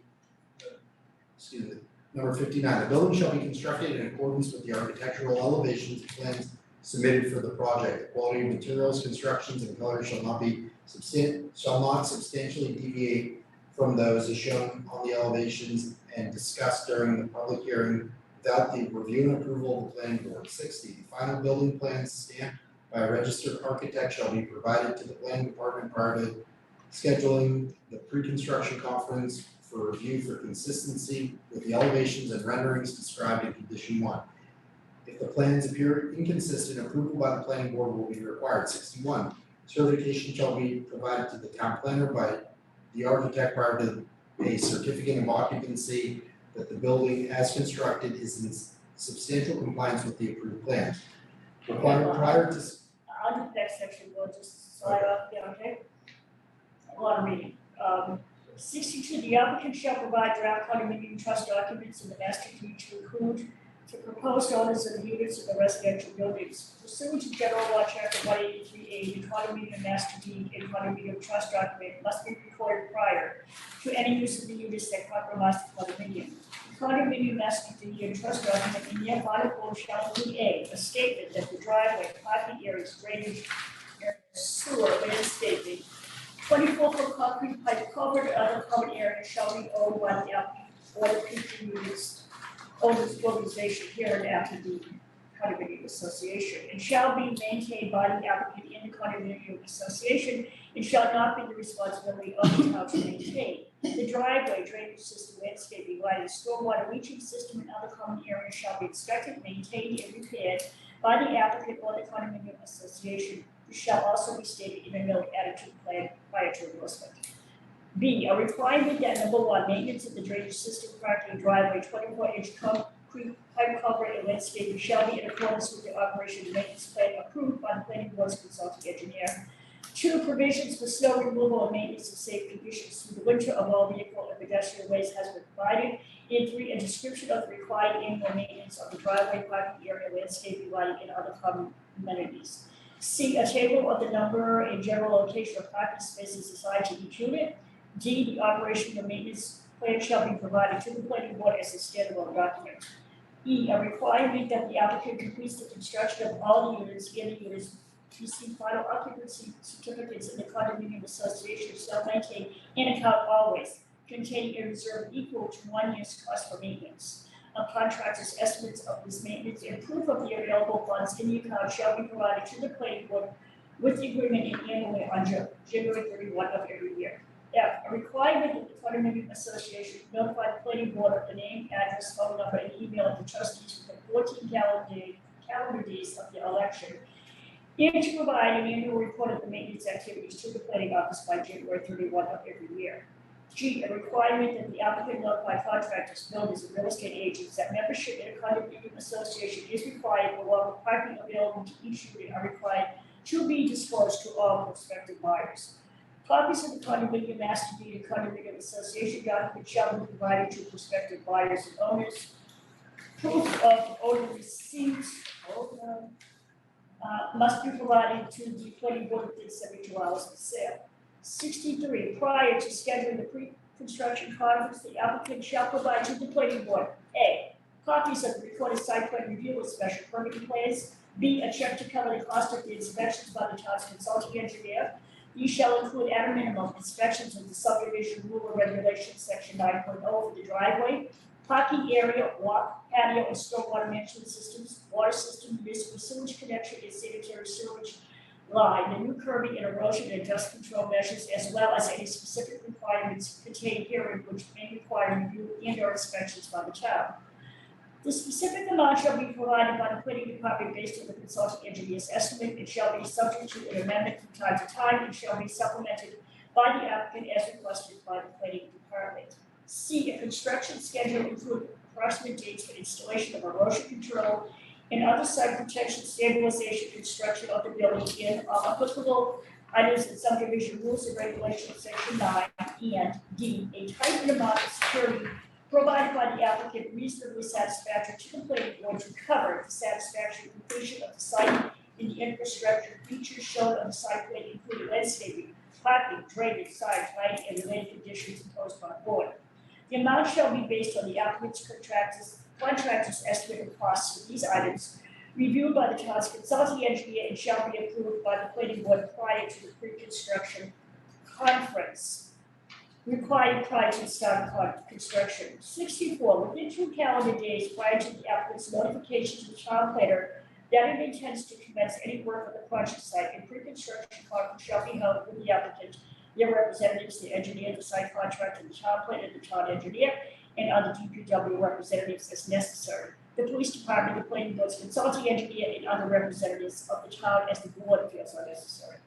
A list of all the contractor contacts, including names and telephone numbers, shall be provided to the planning board, DPW, and police department. At least one telephone contact shall be available 24 hours a day in the event of an emergency. 65, the property lines of the subject property shall be marked or flagged in the field under the direction of a surveyor and notification given to the town planner and consulting engineer a minimum of 3 business days prior to the start of construction. The property line shall be staked or pinned at all times during construction. 66, a stabilized construction entrance and silk fence sock must be installed prior to any earth disturbing activities on the site, including but not limited to clearing, grubbing, and construction fencing shall be required as necessary to comply with federal, state, and local laws. Rebecca, you want to pick up 67? Requirement during construction. 67, construction work shall not begin prior to 7 a.m. weekdays at 8 a.m. on Saturday and cease work no later than 7 p.m. or dusk, whichever is earlier. No construction shall take place on Sundays or legal state or federal holidays. 68, the board reserves the right to require the consulting engineer to visit the site weekly or as often as necessary during construction to observe and report on matters within the scope of the planning board's authority. 69, all earth moving disturbances operations shall only occur while erosion and sediment control measures are in place and approved by the town planner or the town's consulting engineer. Such control measures shall remain in place until the board's consulting engineer determines, after consultation with the town planner, that the danger of erosion or sedimentation no longer exists. It is the applicant's affirmative responsibility to ensure the maintenance and management of all stormwater control measures at all times during construction to ensure there are no increased stormwater flow velocity or volume to abutting properties at any time. 70, construction activities on the site shall conform to the town of Scituate general bylaws. 71, no sediment, including silty water, shall be allowed to leave the site during construction. 72, no parking or unloading on Old Country Way shall be permitted during construction unless approved in advance and controlled at the same time by the police department. Construction vehicles shall use the design construction access. 73, the designated construction access. 73, the applicant shall notify the Scituate Police Department 48 hours in advance of any significant equipment and construction material arrival to the site, which may cause a safety hazard or material disruption of the public way, such that a police detail is necessary to ensure safe passage. Any police detail required is at the expense of the applicant and is required when the police department determines it's necessary. 74, the applicant shall not allow any large construction equipment or trucks to stage or idle on public roads and shall not allow such equipment or trucks to idle on site prior to 7 a.m. Police details may be required for construction access or work within the layout of Old Country Way. 75, the applicant shall provide the town with the routes construction traffic will use so that if a safety hazard or material disruption of the public may impede safe passage, police detail would be obtained by the applicant at its expense. 76, construction activities shall be conducted in a workmanlike manner at all times. Blowing dust or debris shall be controlled by the applicant through stabilization, wetting down, or other proper storage and disposal methods. 77, no use of hydrants on site or on adjacent roads off-site is allowed for construction use. A hydrant may be available at the water treatment plant for construction during non-water available times. 78, in an effort to reduce noise level, the applicant shall keep all equipment that emanates sounds from the structures or site in proper working order through regular maintenance. 79, blasting, if necessary, shall be conducted according to all necessary permits and meet all requirements of the Scituate Fire Department. Required prior to issuance of occupancy permit. 80, no certificate of occupancy shall be issued until the planning board and building commissioner are satisfied that the driveway, parking areas, and all installation of necessary utilities is in full compliance with the approved plan and the site plan review and special permit. 81, prior to application for a certificate of occupancy, a copy of the contract for inspections and maintenance of the stormwater system per the operation and maintenance plan shall be provided to the planning office. 82, permanent signs indicating the prohibited uses and requirements for handling hazardous materials shall be installed in each commercial unit in a prominent location prior to obtaining certificate of occupancy. Yearly verification of signage shall be submitted. Signage shall be submitted for review and approval by the town planner. 83. And before you go on, that condition should be struck, 82 should be struck, there's no commercial. There's no commercial building anymore, so 82 should be struck.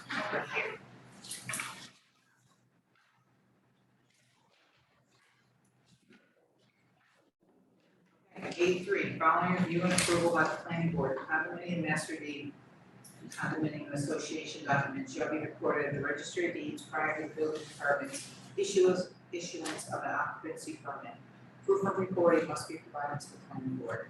84, prior to applying for an occupancy permit, the applicant shall provide a copy of an executed regulatory agreement between the developer, municipality, and the DHCD to ensure long-term affordability. B, the proposed sale price of the affordable unit and estimated condominium fee.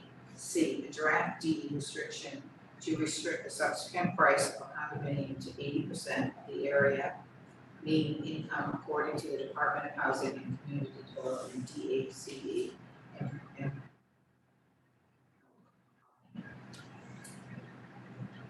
Perpetuity, the draft deed restriction shall be approved by town council and proof of recording provided to the planning board prior to the issuance of the plan for occupancy permit for an affordable unit. A plan showing the location of the affordable unit for the building and planning departments. E, the name and the contact information for agencies, companies, or individuals who will conduct marketing, hold the lottery, and perform the monitoring. F, the draft affirmative marketing plan meeting the guidelines for approval of DHC.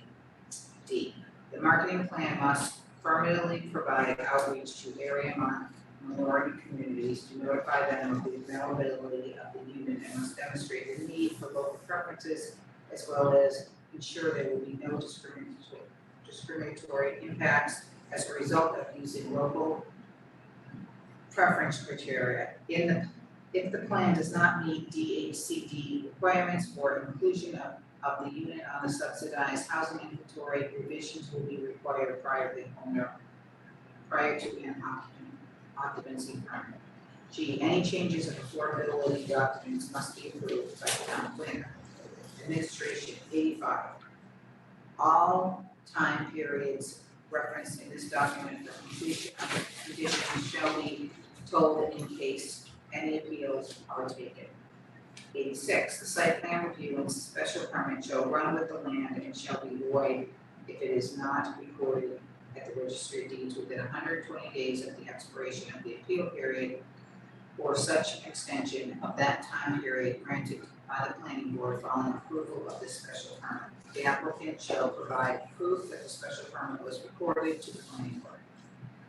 87, the planning board may at its discretion waive or modify conditions of the special permit and duly calls meeting of the planning board if the board determines that such a waiver or modification is insignificant and does not materially adversely affect the purpose of the special permit decision.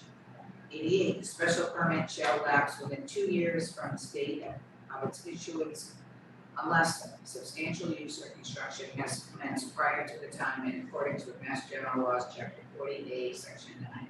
89, all plan sheets of the site plan review and EC and special permit shall be recorded at the Registry of Deeds. 90, all construction work shall be done in accordance with the plans. Failure to comply with any condition of this permit shall cause it to be deemed invalid. 91, any condition contained herein that varies from the plan supersedes the plan where different.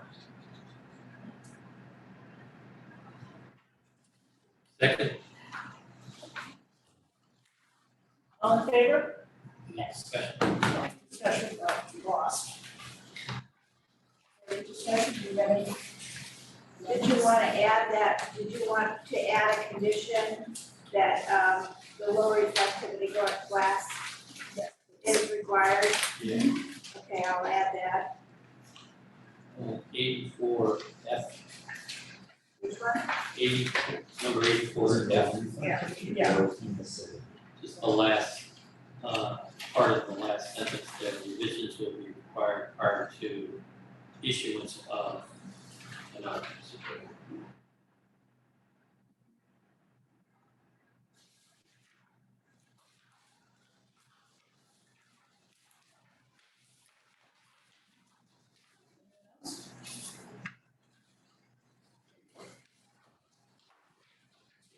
Amended? Second is amended. All in favor? Aye. So I move to close the public hearing. Second. All in favor? Aye. Good luck, Mr. Clerk. Thank you to the board. Alright, so you should check with the Conservation Commission and see if you have to amend any stuff with them. As it works.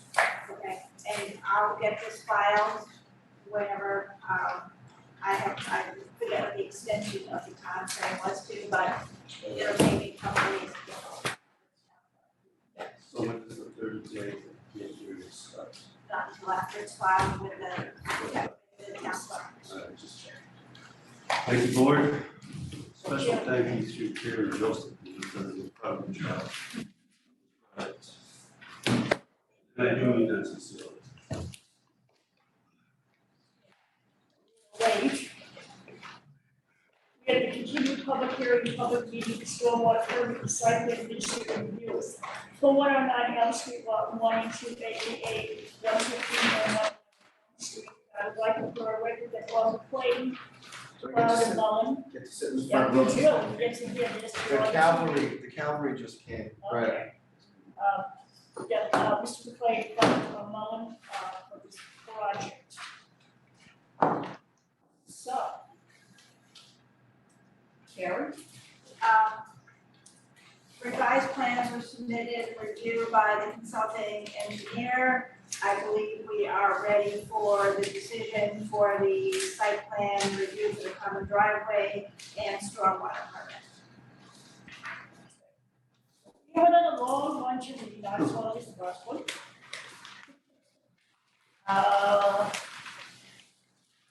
Does the consultant want to say anything before we start? He's on mute. Greg is down. Greg is here. Oh, here he is. Hopefully lost the video. Are you here? Yes, I'm here. We've made the changes that were requested. I believe we're all set to close. Bob, you want to start us off? Why don't we all read 10 bullets and we'll move along? Sounds good. So I move to make the following findings of fact. 1, Mark Richardson, hereafter the applicant, filed an application for a site plan administrative review for a common driveway less than 500 feet long to serve 2 lots with adjoining legal frontage and a stormwater permit for lots 1 and 2, Elm Street, known as Assessor's Map /block/lot 44-2-18, portion of the property with, or hereafter the property with the town clerk on August 10, 2022. The applicant's deed is recorded with the Plymouth County Registry of Deeds at book 52168, page 1. 2, 1 common driveway is proposed, hereafter the common driveway. According to the revised plan dated August 22, 2022, which measures the drive from the property line, the length of it is 150 feet. It serves 2 lots with adjoining legal frontage. 3, Lot 1, Elm Street contains 20,001 square feet of land, of which all of it is upland. Lot 2, Elm Street contains 44,751 square feet of land, of which 40,221 square feet is upland and 4,530 square feet is wetland according to the common driveway plan. The lots are in the Residence R2 zoning district. The lots are in the Water Resources Protection District, WRPD, and a portion of Lot 2 is also in Zone A, but this is not within the development area. The planning board endorsed a Form A plan creating lots 1 and 2 on March 24, 2022. 4, both lots are in the Water Resources Protection District. The zoning bylaw establishes the Water Resources Protection District, quote, to include areas significant to the town's drinking water supply source, which requires zoning protection, unquote. The Water Resources Protection District requires, quote, all runoff from impervious surfaces to be recharged on the site, diverted towards areas covered with vegetation from surface infiltration to the extent possible, or as otherwise directed from the Scituate DPW and the Scituate Conservation Commission, end quote. First, inch of runoff is recharged on lot 1 and 2 for the rooftop runoff. The proposed stormwater management practices do not discharge into Zone A, but do discharge into the Water Resources Protection District. 5, the zoning bylaw prohibits rendering impervious any lot/parcel more than 15% or 2,500 square feet, whichever is greater, unless a system of artificial recharge is provided that will not result in degradation of water quality. This is further restricted in the Zone A to no more than 20% with artificial recharge. Lot 1 shows greater than 15% impervious with 16.1% of the total lot area. This is below the 20% maximum. Lot 2 is below the 15% impervious with 13.8%. It is below the 20% maximum. Engineering certificates dated August 31st, 2022 have been provided by engineer Gregory J. Morse, professional engineer, indicating water quality will not be degraded. 6, under the stormwater bylaws, section 32050 of the general bylaws, all development and redevelopment projects that will disturb over 15,000 square feet of land in a residential zoning district render 25% or more of an undeveloped lot impervious, or increase the impervious area of a developed lot by 25% or more, even if it is conducted over separate phases and or by separate owners, requires a stormwater permit. The proposed total impervious surface of lot 1 and 2 is 9,407 square feet as indicated in the application. There is 806 square feet of existing impervious area on lot 2. Thus, there is an increase of 1,067% according to the application. The proposed area of disturbance for regrading or clearing is 30,500 square feet according to the application, or approximately 47% of the two lots combined. Disturbance was calculated as approximately 42,600 square feet from our peer review engineer, which is approximately 66% of the two sites combined. Just go to the 90%, skip the May, Okay. just go to the 90%. 90% TSS removal has been provided and adequate recharge has been provided.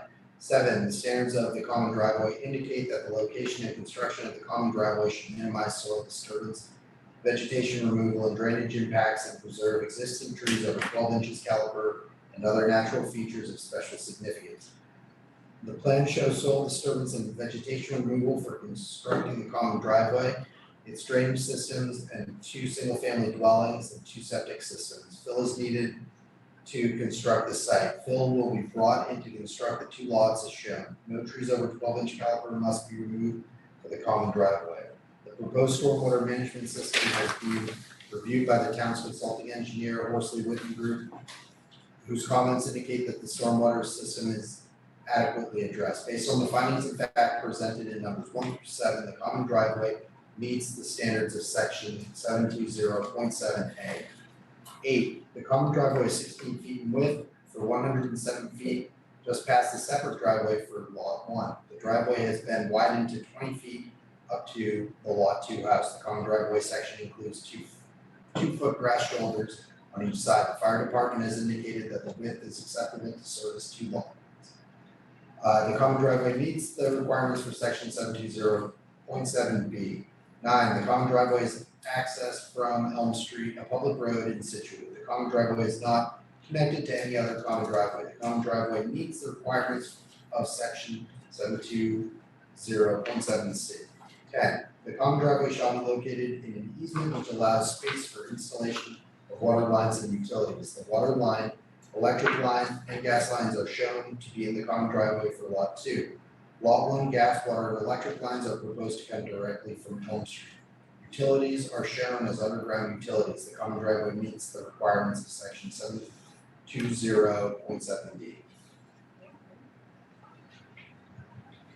11, the common driveway cross section shows the top course is 1.5 inch bituminous concrete top course type I-1 over 1.5 inch bituminous binder type I-1 over 12 inch processed gravel base type C-bar per Mass dot spec M1.03.1.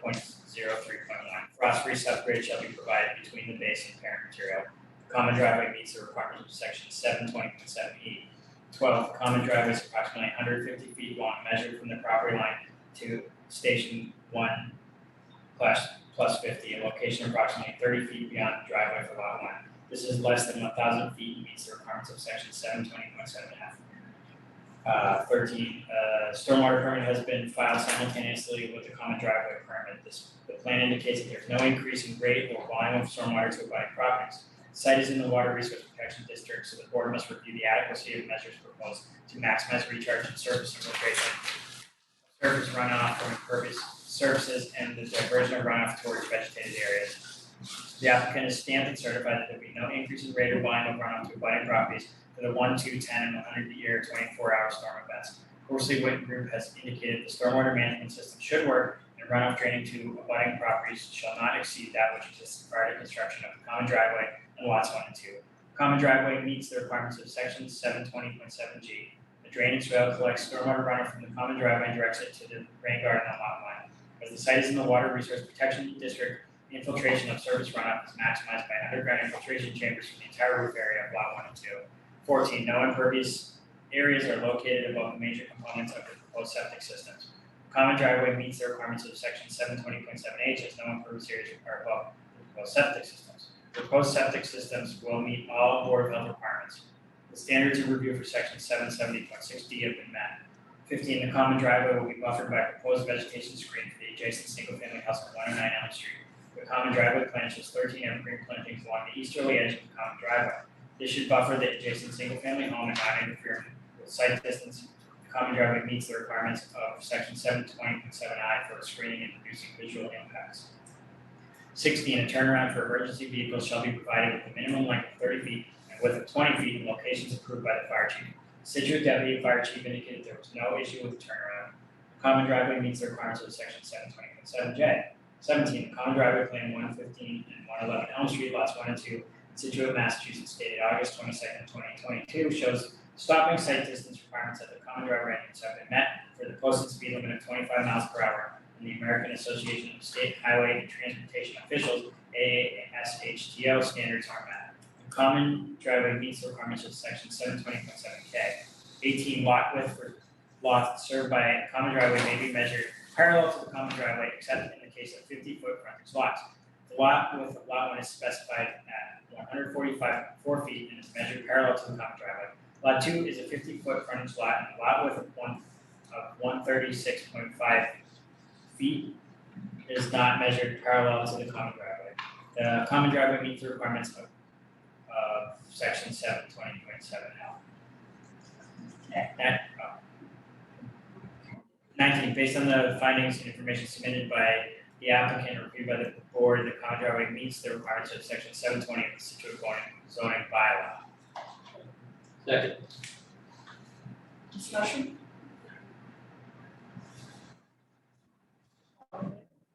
Aye. Based upon testimony presented at the public meeting and public hearing, application plans, minutes of the meetings, documents, and comments submitted in findings of facts, I move to approve the site plan administrative review for a common driveway stormwater permit at 115 Elm Street Lot 1 and 111 Elm Street Lot 2, subject to the following conditions. 1, the common driveway along 1 and 2 shall be constructed according to plans entitled Common Driveway Plan 115 and 111 Elm Streets, lots 1 and 2 in Scituate, Mass. Dated August 22, 2022, consisting of 2 sheets. Prepared for the applicant, Mark Richardson, by West Engineering Company, Inc. Stormwater site plan 115 and 111 Elm Street, lots 1 and 2 dated 6/30/2022, with revisions to 8/22/2022 by West Engineering Company, Inc.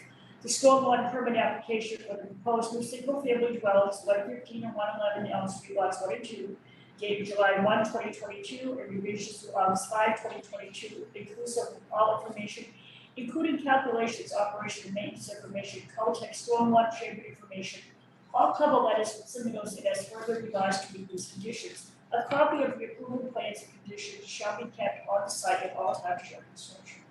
2, 115 Elm Street Lot 1 and 111 Elm Street Lot 2 shall access on the common driveway as depicted on plans. No further extension or attachments of any other roadways or common driveways or other access to any other lots besides those created by the plan shall be permitted without the approval of the planning board. The common driveway shall remain private in perpetuity and shall never be considered for acceptance as a town road, and that all maintenance and repair of the common driveway and drainage facility shall be the responsibility of the owners of the property. A note shall be placed on the plan with the deed for each lot serviced by the common driveway stated above, with proof provided to the planning board prior to the occupancy of the first hearing. 3, the applicant shall meet the current applicant in all its successors and interests. The common driveway permit, stormwater permit shall lapse within 2 years from the date of its issuance, which shall not include such time required to pursue or await the determination of appeal under Mass General Law, Chapter 40A, from the grade thereof unless substantial use or construction has commenced prior to that time in accordance with Mass General Law, Chapter 48, Section 9. The planning board may extend such period for good cause shown upon receiving a written request from the applicant prior to the expiration of the said period, which shall provide a detailed description of the good cause necessitating an extension. The planning board office must receive written notification at least 1 week prior to any change of ownership of the property occurring during construction. 4, copies of this approval, including the plans and common driveway easement, shall be provided to subsequent owners who shall be advised of the need for maintenance of the stormwater system per the operation and maintenance plan, and the need to retain the grading on the lot as approved. Prior to the transfer of the property, the owner shall provide to the subsequent owner and the planning office an inspection report certified by a professional engineer showing compliance with the operation and maintenance plan. The planning office must receive written notification within 1 week of any change in ownership of the property during construction. 5, there shall be no further division or subdivision of any lot shown on the plan for purposes of constructing additional units or buildings. There shall be no further expansion of any building or impervious surface on the site. No additional dwelling units shall be added. No additional expansion of the limit of work is allowed without further approval of the Scituate Planning Board. 6, the applicant shall consent to allow members and town officials of the planning board and other persons acting under the planning board or its agents to enter upon any lands and carry out such surveys and inspections as may be deemed necessary and place and maintain monuments.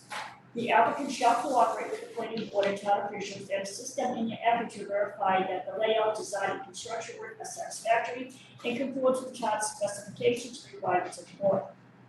7, prior to the pre-construction conference, the applicant must obtain all necessary approvals and meet all requirements for approval from the Board of Health, Conservation Commission, Fire Department, Building Department, and DPW, and these shall be deemed conditions of the planning board approval. Any state and federal permits must be obtained if required and supplied to the planning board office prior to the schedule of the pre-construction conference and are also deemed to be conditions of the planning board approval. This includes an NPDES permit. 8, construction shall meet all requirements of the Scituate zoning bylaw. All contractors are responsible for all conditions shown on the plans and in the written decision. 9, no new in-ground irrigation system shall be allowed to connect to the town's water distribution system or in any manner use municipal water. In accordance with this policy rule, all irrigation systems installed in Scituate must be supplied by on-site sources at the expense of the property owner. Fines for violations may be levied on the homeowner as well as the system installer. 10, the septic system shall meet all the requirements of Title 5 and 310 CMR 22, including a reserved area. Any changes to the plan necessitated by compliance with the Board of Health provision requires notification of the town planner to determine if the change is significant and requires further input from the planning board. Mr. Pritchett. 11, no work is allowed beyond the limit of work tree line without approval of the planning board. The entire limit of work is to be staked with erosion control during construction. Fines shall be imposed for disturbance beyond the limit of work, and any disturbance beyond the limit of work will be subject to full restoration with a restoration plan to be submitted to and approved by the planning board. 12, post-construction operation and maintenance plan shall be strictly adhered to so that 90% total suspended solid TSS removal is achieved at all times. An annual report is to be provided to the planning board yearly by June 30th, certifying all required maintenance has been completed per the plan. 13, all utilities shall be placed underground. 14, the recharge chamber shall be installed to have bottom elevation a minimum of 3 feet above seasonal high groundwater elevations. Stormwater during construction as well as after construction is not allowed to increase in rate or volume to adjacent properties, the street, or off-site. 15, stabilized construction entrance shall be installed prior to new work on the site and shall be maintained throughout construction to prevent dirt tracking onto the road. 16, no sediment, including silty water, shall be allowed to leave the site during construction. 17, planting plans for planting screening on the east side of the property shall be provided to the town planner for approval prior to a building permit being issued. The 13 plantings shall be evergreen trees of mixed variety with a minimum height of 6 feet to provide the intended screening. Plantings shall not interfere with site distances. No substitutions are allowed without written permission of the town planner and or grass swale on the east side of the common driveway may not be altered in any form without additional permission from the town planner and or planning board. No water shall flow to the adjacent property during construction. The seed mix in the rain garden may not be altered. The operations and maintenance plans includes maintenance of the seed mixes to include manufacturing recommendations for installation and maintenance of the seed mix. 19, the rooftop runoff infiltration chambers, keystone diaphragm, the rain garden, and swale must be retained and maintained as designed as they are components of the stormwater system. Maintenance must be per the approved post-construction phase operation and maintenance plan. Proper maintenance of the system is required beyond the issuance of a certificate of completion. Any conditions contained herein that varies from the plan supersedes the plans that are different. 21, trees to be protected as shown on the plan must be protected prior to construction. Replacement trees of a minimum 4-inch caliber will be required should these trees die during construction. 22, a sign shall be placed at the entrance of the driveway prior to occupancy, clearly depicting house numbers. House numbers must be clearly visible at all times for emergency response purposes.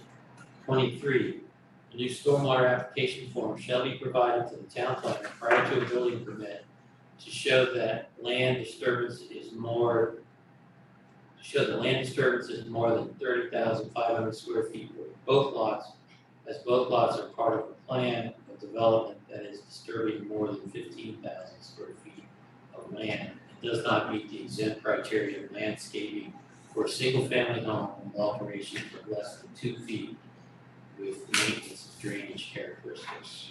Go back and pick this. Yep, common driveway agreement. 24, a common driveway agreement shall assign to the owners of 115 and 111 Elm Street, lot 1 and 2, the responsibilities and the cost of maintenance and repair of the common driveway, including snow plowing, as well as the pea-stone diaphragm, grass swell, and rain garden, all other drainage devices, grading, and all other improvements for stormwater management in the common driveway easement. The responsibilities of the maintenance of the common driveway agreement shall include all requirements of the operation and maintenance plan, which shall be attached to the agreement together with the other typical maintenance, such as snow plowing and driveway repair. The agreement shall indicate no parking is allowed in the common driveway easement area, and a sign indicating that there is no parking must be placed in the easement area. The agreement shall require annual certification to be submitted to the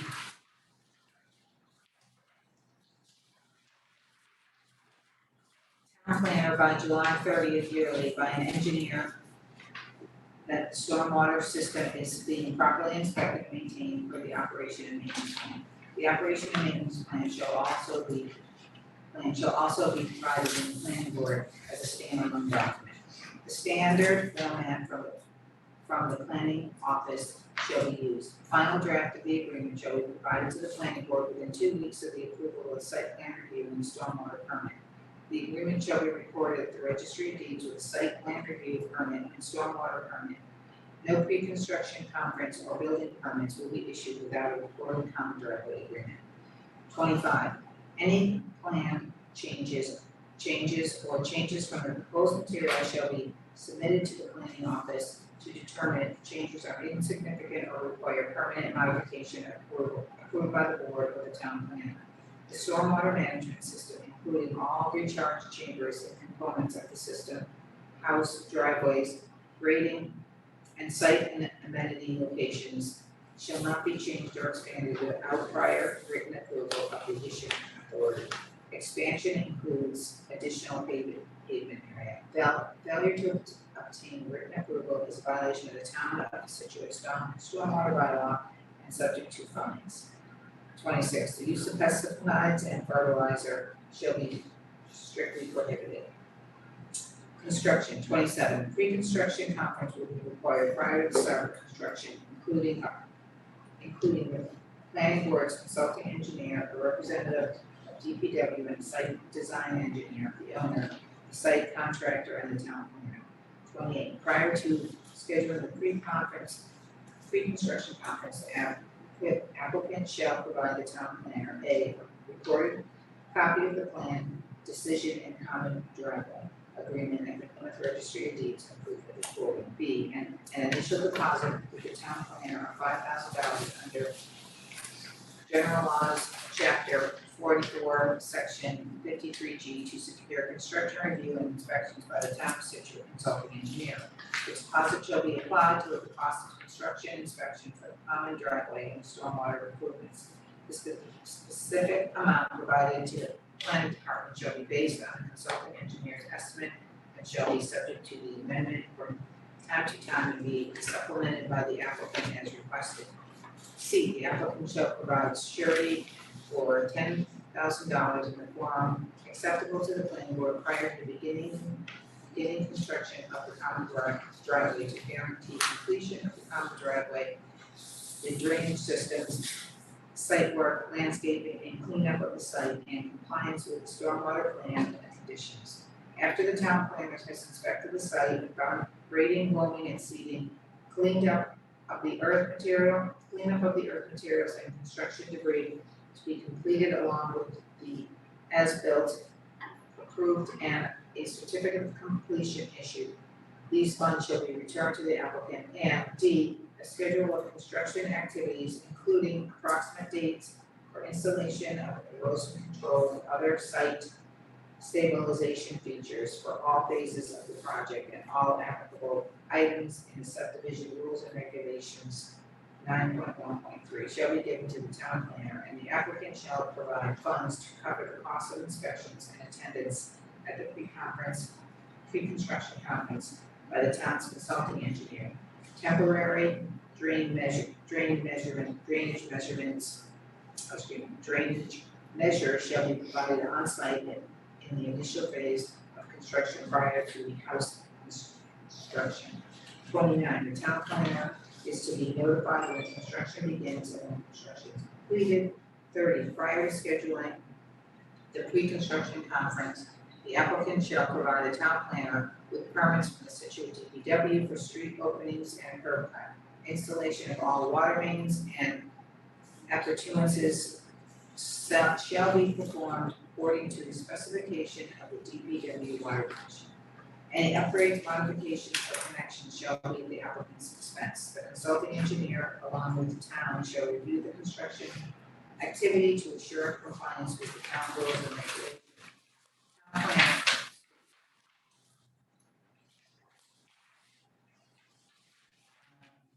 plan. The property line and boundary of the limit of clearing shall be marked or flagged in the field under the direction of the surveyor and notification given to the town planner and consulting engineer a minimum of 5 days prior to the start of construction.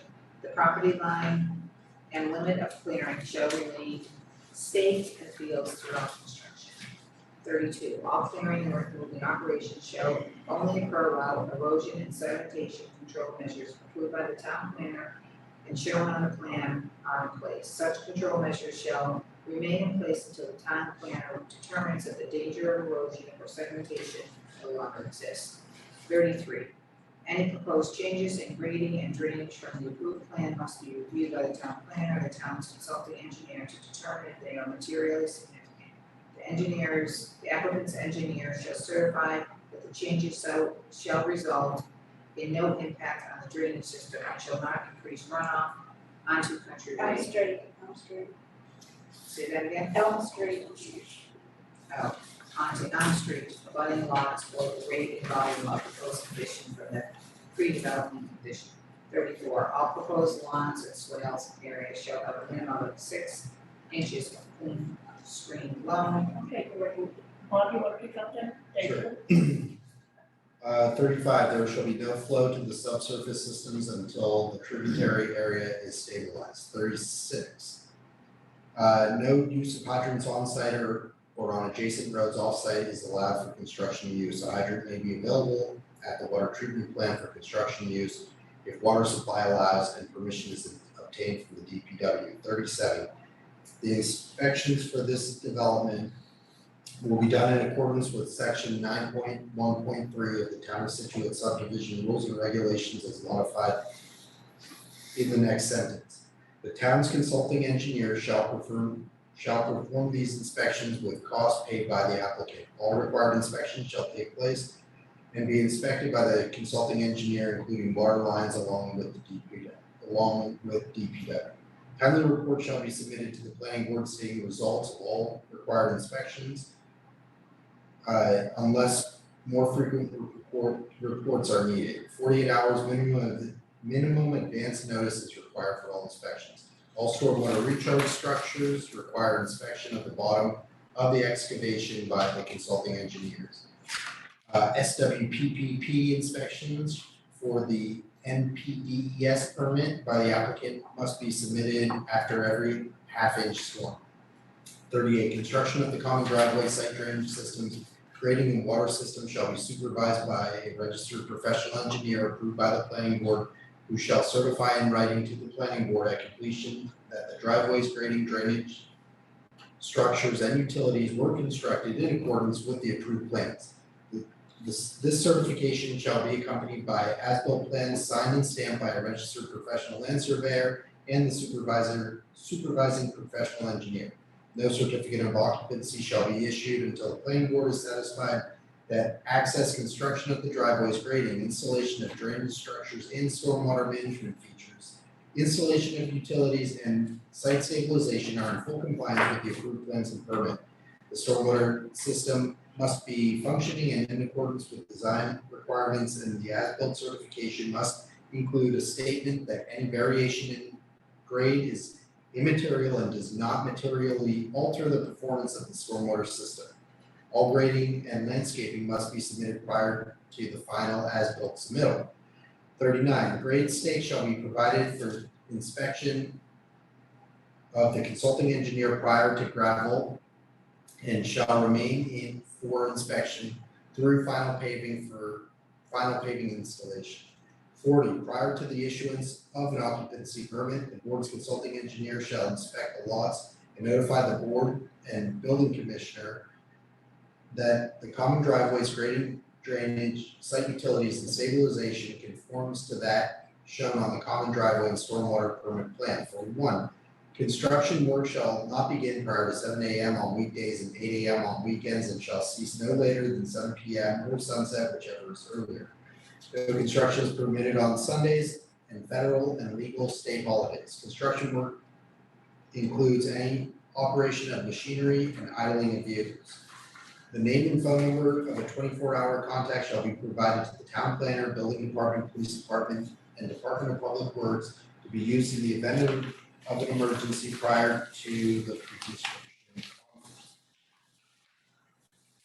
42, there shall be no parking, loading, or unloading of construction equipment, staging, or idling of vehicles on Elm Street or adjacent public roads during construction unless a police detail is provided if warranted as determined by the police department. 43, stockpiles shall be located as shown on the plans and must be protected with erosion controls, including but not limited to silt socks and temporary seating. 44, construction activities shall be conducted in workmanlike manner at all times. Noise mitigation and proper dust controls shall be taken so that levels conform to Mass DEP policies. All equipment that emanates sound shall be kept in proper working order through regular maintenance. Street sweeping shall be used to control dust from leaving the site. A wheel wash station may be required to prevent sediment from leaving the site. Blowing dust or debris shall be controlled by the applicant through stabilization, wetting down, or other proper storage and disposal methods. 45, construction activities on site shall conform to Town of Scituate general bylaws. 46, sightlines on Elm Street shall be maintained per the plans. 47, all construction shall comply with all applicable requirements of the Water Resource Protection District in section 520 of the zoning bylaw as applicable. No finished slope shall exceed 4 to 1 in the WRPD. 48, no certificate of occupancy shall be issued until both the planning board and the building commissioner are satisfied that access, construction of the common driveway, and installation of necessary utilities are in full compliance with the approved plans and the site plan administrative review. 49, if the drainage system is not performing as designed and conditioned, or stormwater is observed going to abutting properties or to the street, the stormwater authority can request necessary mitigation to remedy the situation. This condition survives the issuance of the certificate of completion. What's that? Administration. 50, the site plan review and stormwater permit shall run with the land and be void if it is not recorded at the registry of deeds within 90 days of the expiration of the appeal period. The applicant shall provide proof of this recording to the planning board prior to construction. And 51, failure to comply with any condition of this permit shall cause to be deemed invalid. Second for discussion. For discussion, I just thought of this going through today. Do we want, given that large percentage or like all the sites in the water research protection district, and part of it is within the zone A or close proximity to zone A. What we've done in the past is we've had like a condition that kind of discusses imported fill. And just that maybe this could go under construction, but seems like a decent amount of fill going in, so maybe just that any imported fill is verified as clean and uncontaminated, and that all imported fill will be accompanied by appropriate documentation, including bill of lading, something like that. I know we probably have some standard kind of wording we've used in the past, but I wonder if the board would be amenable to adding that. What else? Agree? Yeah, so that's fine with me. Yeah, fine, so that we know we're making a clean wash. Anybody else? You get all I care. Anybody else? Second is amended, Second. all in favor? Aye. Thank you. Because we're close to public hearing. Thank you very much. Thank you. Thanks, Craig. Thank you. Okay,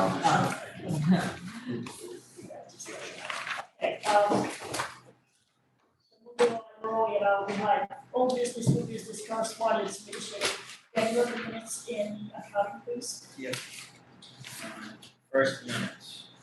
I move to approve the meeting minutes for August 25th, 2022. Second. All in favor? I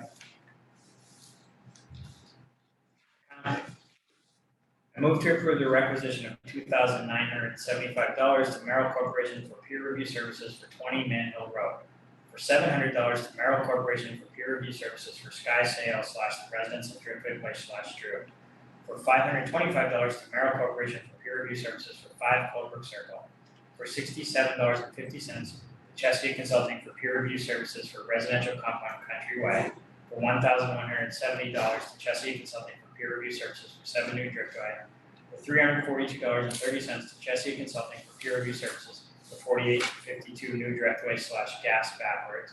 For $202.50 to Chesapeake Consulting for peer review services for 3 Butler Ave. Second. All in favor? Aye. Any liaison reports this week? Just so everybody knows, zoning next time has Williamsburg Lane on here, will be attending. Carol, can you talk about that now? Or Well, does the board want to make a comment on that? I think we should, because there is well, Carol. Well, I mean, they're trying to go for variance. Trying to go for variance for disturbance of land within 150 feet of a tributary. I'm sorry, I missed.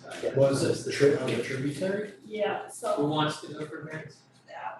It's for 5 Williamsburg Lane. Under what grounds would a variance Yeah, why would potentially you be be granted? They applied to the ZBA for that. I mean, it's the same principle as 305 Country Way, that, you know, the DEP determined that it was a tributary, and therefore it had to meet the requirements, and then had to respect the 150-foot buffer. and that was, And they want a variance from the 150-foot buffer. Yes, To what? and to build a single family house. And how far off are they? nothing. So, this is the same tributary that was part of White Ash Farm, right? Yeah, it's the same And tributary. they had to abide by They it. have a bud, so it's like right next door. Why would we change that? I mean, that's the problem, 150-foot buffer, you start waiving it, then where do you stop, right? Yeah, unless there's some super good rationale for it. Good report. So I would in favor of writing a letter stating that we don't really agree with that. Yeah, I would be, or I would be okay with that. Don't see why a variance would be warranted. They want to build another house over the other Williamsburg Lane. All right, I will try to draft something and get you a comment. So, but it's gonna have to be a quick turnaround because Yeah, it is the same to the, yes, the ZBA meets next Thursday night. yeah, so it has to be real fast, so, All right, the moderators meeting is Tuesday, town meeting is September 19th. I won't be here for that. You won't be, 19, yeah, okay, out of time.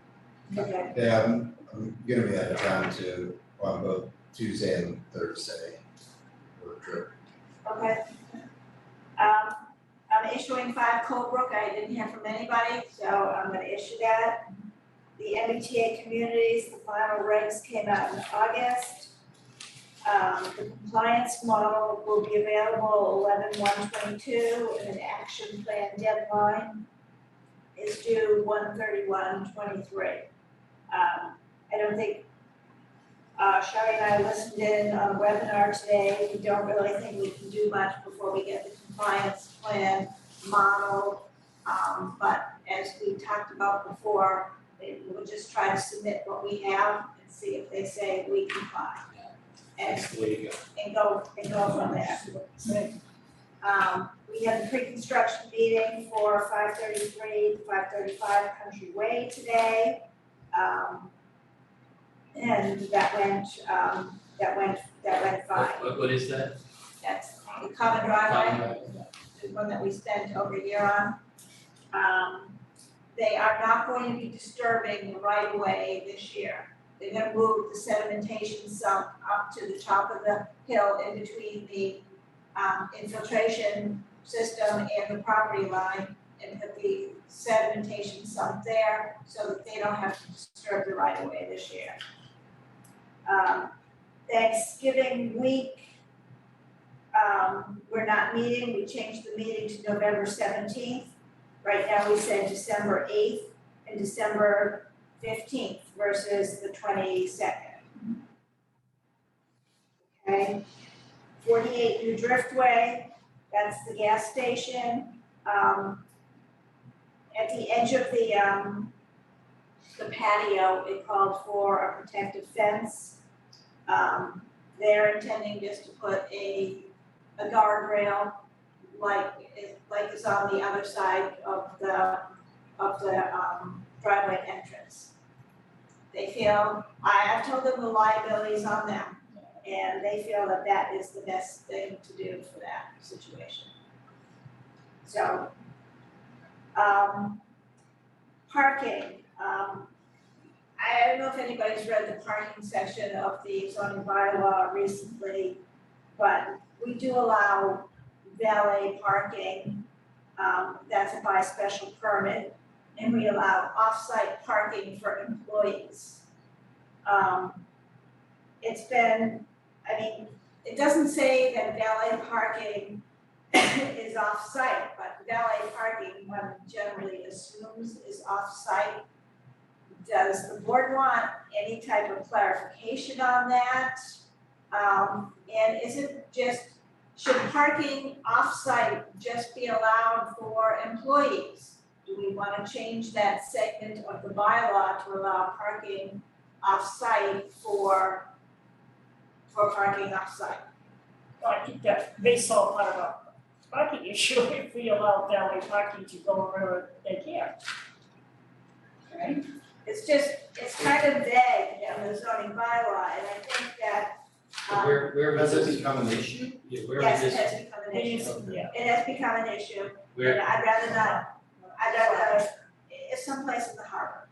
Okay. Okay, so I'd rather not divulge somebody's. No, that's all right, I wasn't sure that you were just trying to get ahead of a potential problem or. I'm trying to get ahead of a potential problem. I mean, we allow off-site parking. The planning board may allow required parking to be provided off-site for employees. The question becomes, should you change that?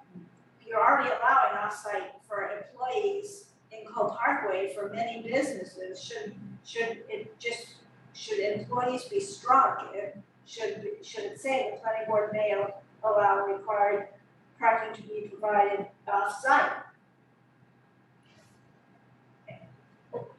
I'd have to think about that, but If you think about in particular, and I want you to think about Hobart, And I think that we really need to restricted think areas. about this. Yeah, I mean, think hard about that, so once this came to my attention, I started moving around. And a lot of what we deal with is parking, it's not up to us to provide parking for people, but our bylaws kind of vague. But what is, I mean, is the implication that people can set up valet parking and they will just take everybody's car and move it to Cole Parkway? Yeah. Is that Or someplace else, Or someplace else. like I where? We do say, we do have a special requirement, stacked and valet parking, by special permit, the planning board may allow valet or stacked parking if an attendant is present to move vehicles. I mean, it doesn't say that, I mean, most people assume valet parking is off-site. I'm asking you guys, do you think that valet parking is off-site, or should that be clarified? I think it's intuitive, but that doesn't mean anything is Scituate, so I don't know what to tell you. I guess I'm still struggling with the example, what example we're talking about here. I mean, I can see where somebody has a restaurant and they want to provide valet parking to their customers, right? And if it's a restaurant that would typically use off-site parking like Cole Parkway, then it seems like the cars are gonna end up in the same place either way, right? Either the patron parks there or they park it for the patron, as long as they're managing it, right? Right. But if it's something else, then again, I guess I'm not understanding what the real issue is here. Yes, so typically valet parking is like associated with, you drive up to the front door of a restaurant or whatever, and they take your keys and they park your car for you in some kind of designated area, but really all valet parking is like you just drive up to the front door and then you get out and somebody's parked the Somebody else car finds for it you. someplace. So I don't see an issue of people having valet parking and then go to park in Cole Parkway, then it's on the valet service to know where they can park your car in Cole Parkway, that might be a thing, but that should be up to the That would restaurant to be any manage. valet.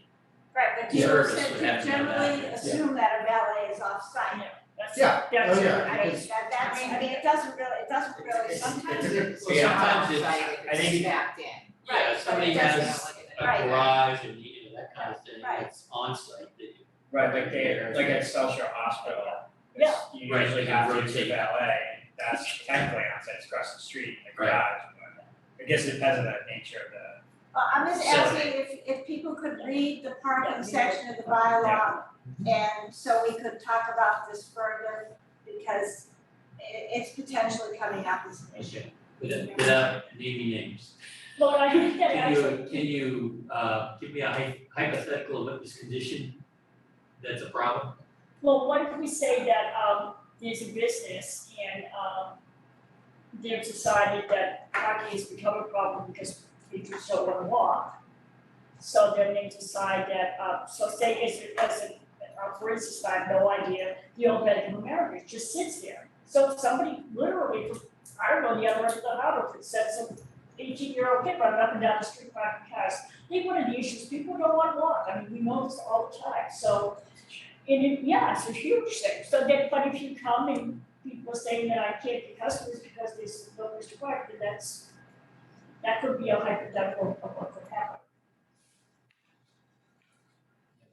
The valet doesn't solve that. If there's no place to park, there's no place Well, for no, valet that's to park. so the only place to park for me, so say I wanna go to, I wanna go have my hair done, say whatever. And the only place that I can park is way out by the gazebo, I'm gonna say the hell with it, I'm gonna go someplace else, unless some kid says, oh, lady, I'll go park the car way down there, and then when you're done, I'll come back But your alternative was, to walk. was to park your car in the place where the valet would But park your I car. don't want, but And I don't wanna Yeah. walk, is what I'm saying. No, I get it, so I'm not objecting to valet, right, I mean, No, as long, I think it would be bad if it created traffic problems, right? Particularly on Front Street, right, We I should think look at it. that's a problem. Come back and talk to you. yeah, if everybody could read it. If everyone could read it, just so we Drive can, around and yes. because you gotta remember, we had a short time to address stuff for the spring town meeting too. I haven't had any comments on the common driveway bylaw. I'm gonna be putting that on the agenda again very shortly. Okay, that's where we are today. Anything else? Motion to adjourn? Bill's motion. Bill's motion, I always want to say that, I know. Do we have Bill's motion second? Second.